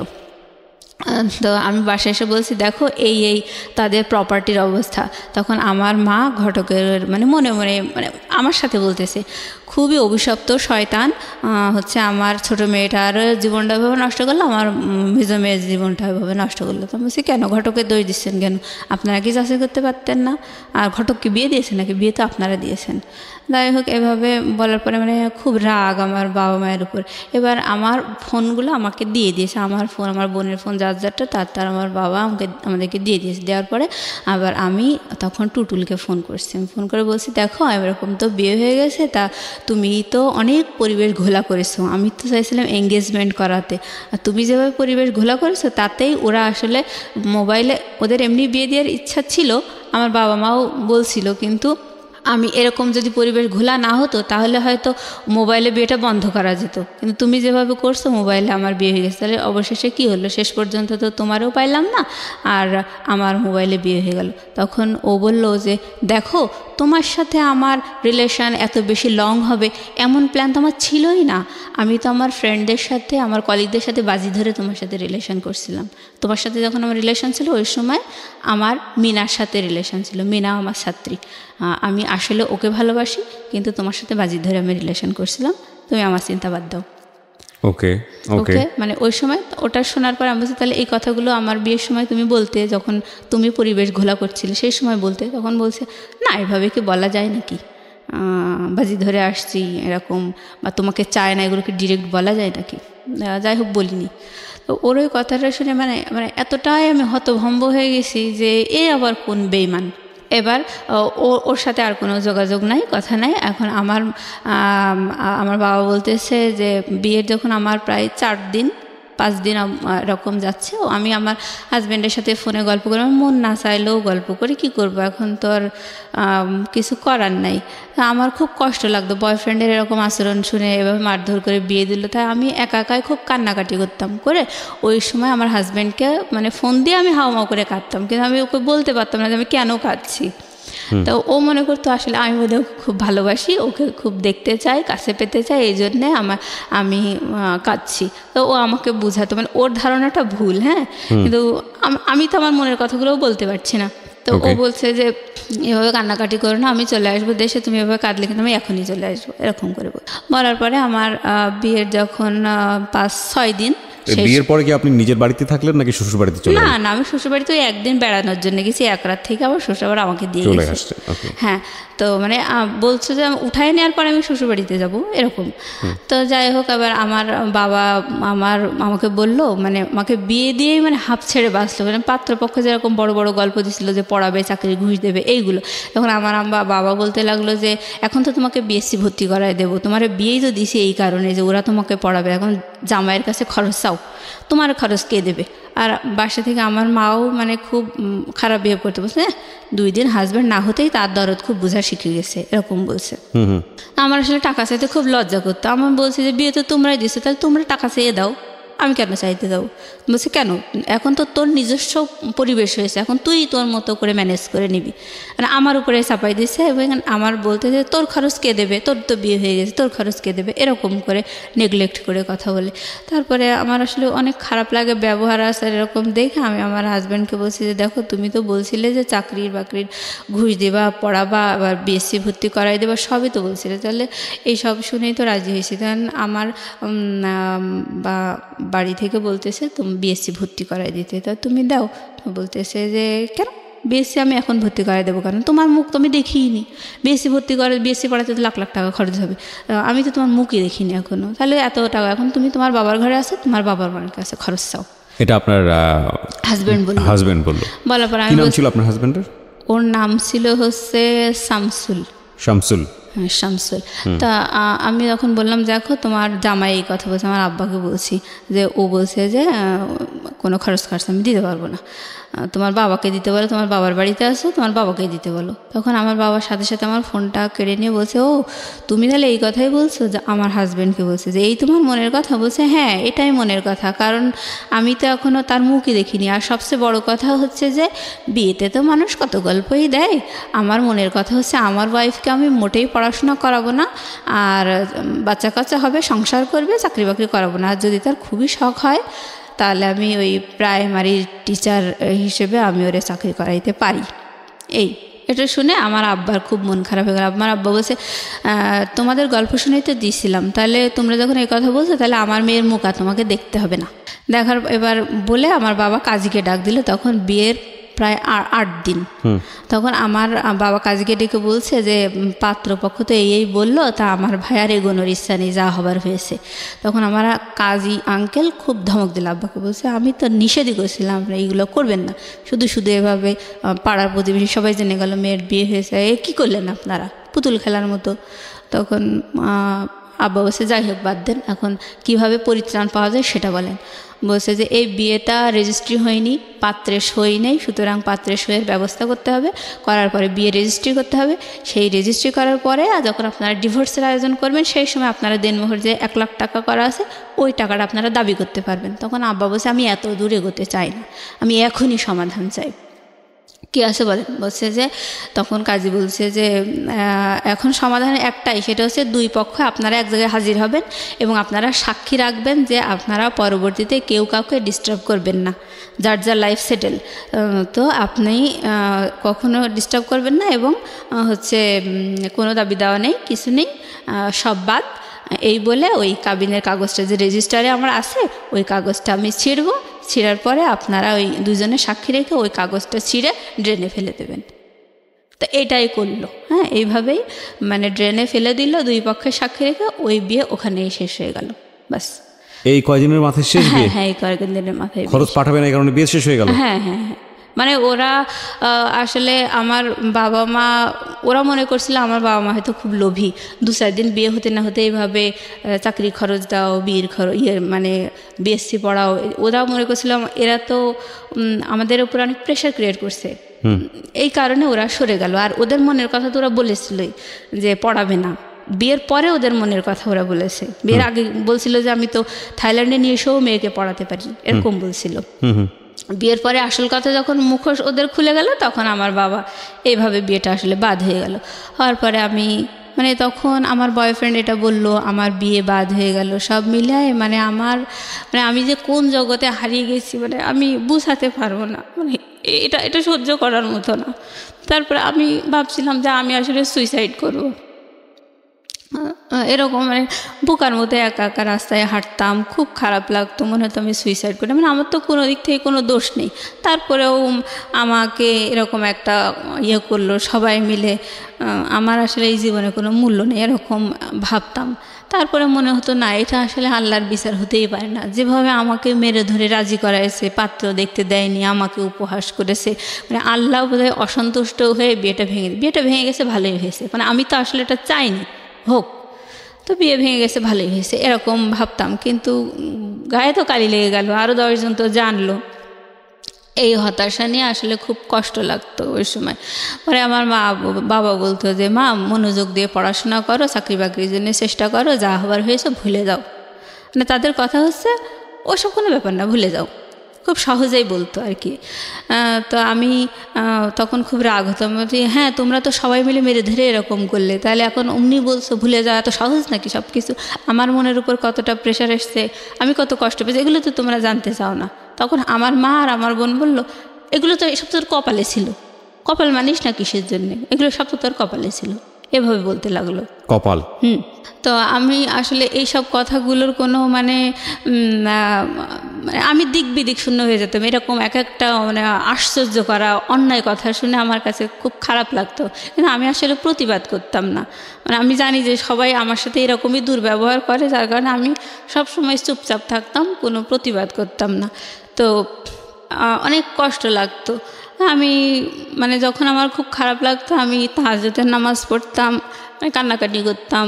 আমার ওই সময় মানে এত বেশি খারাপ লাগতো, আমি কোরআন শরীফ মানে এইভাবে আমি নিজের কষ্টগুলোকে মানে কম করার চেষ্টা করতাম। তো আমার মানে খুব প্রত্যেক বছর আমি চাকরি পরীক্ষায় টিকার পরে আমার খুব কষ্ট করে মানে আমার এই 16 সালে চাকরি হয় আর কি। আমি প্রতি বছর চাকরি পরীক্ষায় টিকি, যখনই আমার চাকরি হয় না তখনই আমার সরকারি চাকরি, হ্যাঁ সরকারি চাকরি। আমার মা আমাকে বলে যে তোরে আল্লাহ ঘৃণা করে, এই জন্য তো চাকরি হয় না, তোর মনে করো দূরভিশন দিছিল এই জন্যই তো চাকরি হয় না। এরকম এক এক সময় যখনই দেখা যায় যে ভাইবার রেজাল্টে আমার রোল নাম্বার আসেনি, তখনই আমার মা এক একটা উদ্ভট কথা বলতো, এরকম করে মানে আমাকেই সবসময় দোষারোপ। তো আমার খুব কষ্ট লাগতো। তো অবশেষে অনেক চেষ্টা করতে করতে আমার 2016 সালে চাকরি হয়েছে আর কি। মানে ওই সময় আমার বাবা আবার অ্যাক্সিডেন্ট করে পা ভেঙে যায়। তো আমার চাকরি হওয়া দেখে আর আমার বাবা অসুস্থ, ওই অবস্থা দেখে আমার সংসারের সমস্ত দায়িত্ব আমার ঘাড়ের উপর এসে পড়লো। ইভেন আমার বাবা বলতে লাগলো যে হ্যাঁ আমি অসুস্থ, তা আমার ট্রিটমেন্টের জন্য তুমি লোন নাও। তো এই অবস্থায় আমি সংসার ঠেলছি, লোন আছে, সে লোনের কিস্তি দিচ্ছি, এরকম করেই মানে আমার বর্তমান লাইফ চলছে। তো এখনও বিয়ের প্রস্তাব আসলে আমার মায়ের পাড়া প্রতিবেশীরা বলে দেয় যে ওই মেয়েটা একবার বিয়ে হয়েছিল, মানে ভাঙার চেষ্টা করে এক কথা। এখন আমার একটা সরকারি চাকরি হয়েছে, এখন তো আমার একটু ডিমান্ড হয়েছে এই। তো সেই হিসেবে যখন আসে পাড়া প্রতিবেশীরা শত্রুতা করে ওই বিয়েটার কথা বলে ভেঙে, হ্যাঁ ওই মোবাইলে বিয়েটার কথা বলে ভেঙে দেয়। তো কিন্তু পাড়া প্রতিবেশীরা সবাই জানে যে আমি আমার হাজব্যান্ডকে দেখিয়ে দিই চোখে, এইটা কিন্তু বলে না। পরে তো পাত্রপক্ষ যখন বেশি আগ্রহ নিয়ে আমার মায়ের কাছে জিজ্ঞেস করে যে ঘটনাটা কী, কারণ অনেক ম্যারিড মেয়েদেরও তো বিয়ে হয় তাই না। তো আমার মায়ের কাছে যখন যায় তখন আমার মা বলে যে না, পাড়া প্রতিবেশীরা যা বলছে সব মিথ্যা কথা, এরকম কিছুই হয়নি। তখন তো বিষয়টা আরও জটিল হয়ে যায়। এবং সবাই মনে করে যে না, বাবা মা তো সন্তানের দোষ ত্রুটি ঢেকে, তাহলে পাড়া প্রতিবেশীরাই ঠিক বলছে, নিশ্চয়ই মেয়ে কোনো কেলেঙ্কারি করছিল আর ওর বাবা মা গোপন করছে। তার মানে সবাই ভাবে যে ওই বিয়েটা আসলে আমি খারাপ, আমি পালিয়ে গিয়ে বিয়ে করছিলাম, কোনো একটা অ্যাক্সিডেন্ট, আমারই দোষ, এটাই পাত্রপক্ষ ভাবে, আর মানে বিয়ে ভেঙে যায়। তার মানে চিন্তা করে দেখুন যে ও কিন্তু এখন ইডেনে পড়াশোনা করছে, ও কোনো পরিচয় এখানে গোপন করেনি এবং খুব সাহসীভাবে নিজের ভূমিকা এখানে এসে তুলে ধরেছে যে ইডেনে পড়াশোনা করছে। আপনি মাস্টার্সে পড়ছেন না? জি জি। কোন সাবজেক্টে পড়ছেন? পলিটিক্যাল সায়েন্সে মাস্টার্সে পড়ছে, ডিপ্লোমা করাও এবং একটা সরকারি চাকরি করে। আমি গ্রাজুয়েশন এখান থেকেই করছি, ইডেন থেকেই গ্রাজুয়েশন করে। ইডেন থেকেই গ্রাজুয়েশন করা, ইডেনে মাস্টার্স করছে এবং একটা সরকারি চাকরি করছে একটা মেয়ে, এবং দেখতে শুনতেও যথেষ্ট সুন্দর মাশাআল্লাহ। আমি ছবি দিয়ে দিয়েছি, আমার ফেসবুক পেজে আছে এবং ইউটিউবে আপনারা আসলে দেখতে পাবেন। এই মেয়েটার শুধুমাত্র পারিবারিক অবহেলা এবং ভুল সিদ্ধান্তের কারণে সামাজিকভাবে সে কতটা বাধাগ্রস্ত হয়ে একটা অনিশ্চিত ভবিষ্যতের দিকে চলে যাচ্ছে। তো আপনি আজকে কেন আসলেন জীবন গল্পে এই গল্পটা বলার জন্য, এবং এত নিজেকে একেবারে প্রকাশ করে কোনো পরিচয় গোপন করেননি, ছবি দিয়ে কেন আপনি সাহসী ভূমিকা নিতে গেলেন? আমি আসলে সাহসী ভূমিকা নিয়েছি কারণ আমি আমার দিক থেকে অলওয়েজ রিয়েল। ওকে, আমি কখনো মানে ঢাক গুড় এই ধরনের মানে আমার মা যেভাবে ঢেকছে দোষগুলো, আমি এগুলো পছন্দ করি না। আর কথা হচ্ছে আমি কখনো মানে কোনো কিছু জটিল বা রহস্য রেখে, কোনো কিছু গোপন রেখে, ভুল ত্রুটি গোপন রেখে আমার কোনো স্বার্থ উদ্ধার হোক, এটা আমি কখনো চাই না, আমি পছন্দ করি না এগুলো। তো আমার মা যেভাবে গোপন করছে এটা আসলে তারই দোষ, মানে এগুলো তো তারাই দিয়েছে, দোষ তো তাদের। এখন তারা এগুলো মানে স্বীকার করছে না। স্বীকার করলে দেখা যাচ্ছে হয়তো পাত্রপক্ষ তাদের সাথে বার্গেনিং করবে যে কেন এভাবে বিয়ে দিলেন, আচ্ছা আচ্ছা। আমার মা তো নিজেদের দোষ মোটেই ধরতে চায় না। আচ্ছা। আর কথা হলো যে কপালে ছিল, এই হলো বলতো সব সময়। তো যাই হোক, এখন এইভাবেই বাধাগ্রস্ত অবস্থায় আছে। তো আমার মা আপাতত একটা ঘটক ধরেছে, সেটা তারই একটা দুলাভাই। হ্যাঁ, তাকে বলেছে যে আমাদের এলাকায় অনেক শত্রুর মধ্যে আমি বসবাস করি, আমার মেয়ের বিয়ে বারবার এভাবে ভেঙে যাচ্ছে, তো আমি চাই যে মেয়েকে অন্য জায়গায় এনে বিয়ে দিতে। এটা আমার মা আপাতত, মানে এটা আমার ইনস্ট্যান্ট এই ধরনের আচরণ আমি পাচ্ছি আর কি, যেটা আপনার জন্য ভবিষ্যতে ভালো হবে না বলে না, মনে ভালো করছেন হবে না। না, কারণ তারা কোনোভাবে আমার বিয়েটা স্বীকার করছে না। কিন্তু বিয়েটা তো আসলে কিছুই না, আমি আমার হাজবেন্ডকে চোখেও দেখি না, আমি চিনতেও পারবো না কার সাথে বিয়ে হয়েছে। তাহলে আপনি আজকে রেডিওতে, আমি যদি ভুল না করে থাকি, আজকের এই জীবন গল্পটা বললেন মূলত একটা উদ্দেশ্য নিয়ে, যে আপনি আপনার একটা ম্যারিড লাইফ চান এবং এমন একটা ছেলেকে চান যে ছেলেটা আপনাকে পুরোটা জেনে শুনে বুঝে তারপরে আপনার জীবনে আপনার জন্য হাত যাচাই বাড়ায়, করে নেবে, আমার সাথে কথা বলে। ইভেন আমার যে, আপনি কি ধরনের ছেলে চান? আমি চাই, মানে আমি একটা সরকারি কর্মকর্তা, আমি কিন্তু ঝাড়ুদার না, আমি একটা অফিসার। তো আমার হাজব্যান্ডও একটা অফিসার হবে, বা সে আমার সাথে এক ধাপ একটু বেশি, আমার 10ম গ্রেড, হ্যাঁ, আর সে 9ম গ্রেড হোক। আচ্ছা, যদি এরকম না হয় বা এরকম পেলেন কিন্তু মানুষ ভালো না, আপনার জায়গা থেকে। তো আমি সবসময় এখন মনে প্রাণে চাই যে হাজব্যান্ড যেহেতু একটা আপন জিনিস, তো ওই মানুষটার কাছে আমার জন্য কি আছে ওই মানুষটা আমি পেতে চাই, সে ভালো হোক বা খারাপ হোক। তখন ওই লাইফটাই গেলে দেখা যাবে আমার লাইফটা কমপ্লিট হয়ে যাবে, জন্ম বিয়ে সব মিলায় কমপ্লিট। আমি শুধু দেখতে আগ্রহী যে আমার সত্যিই কপালে এত কিছুর পরেও আমার ভাগ্যে আসলে ভালো কিছু আছে কিনা। আমরা দোয়া করি আপনার জন্য, এবং এই অনুষ্ঠানটি শোনার পরে যদি আপনারা কেউ ওনার ব্যাপারে আগ্রহী হন, অবশ্যই আমাদের সঙ্গে যোগাযোগ করবেন।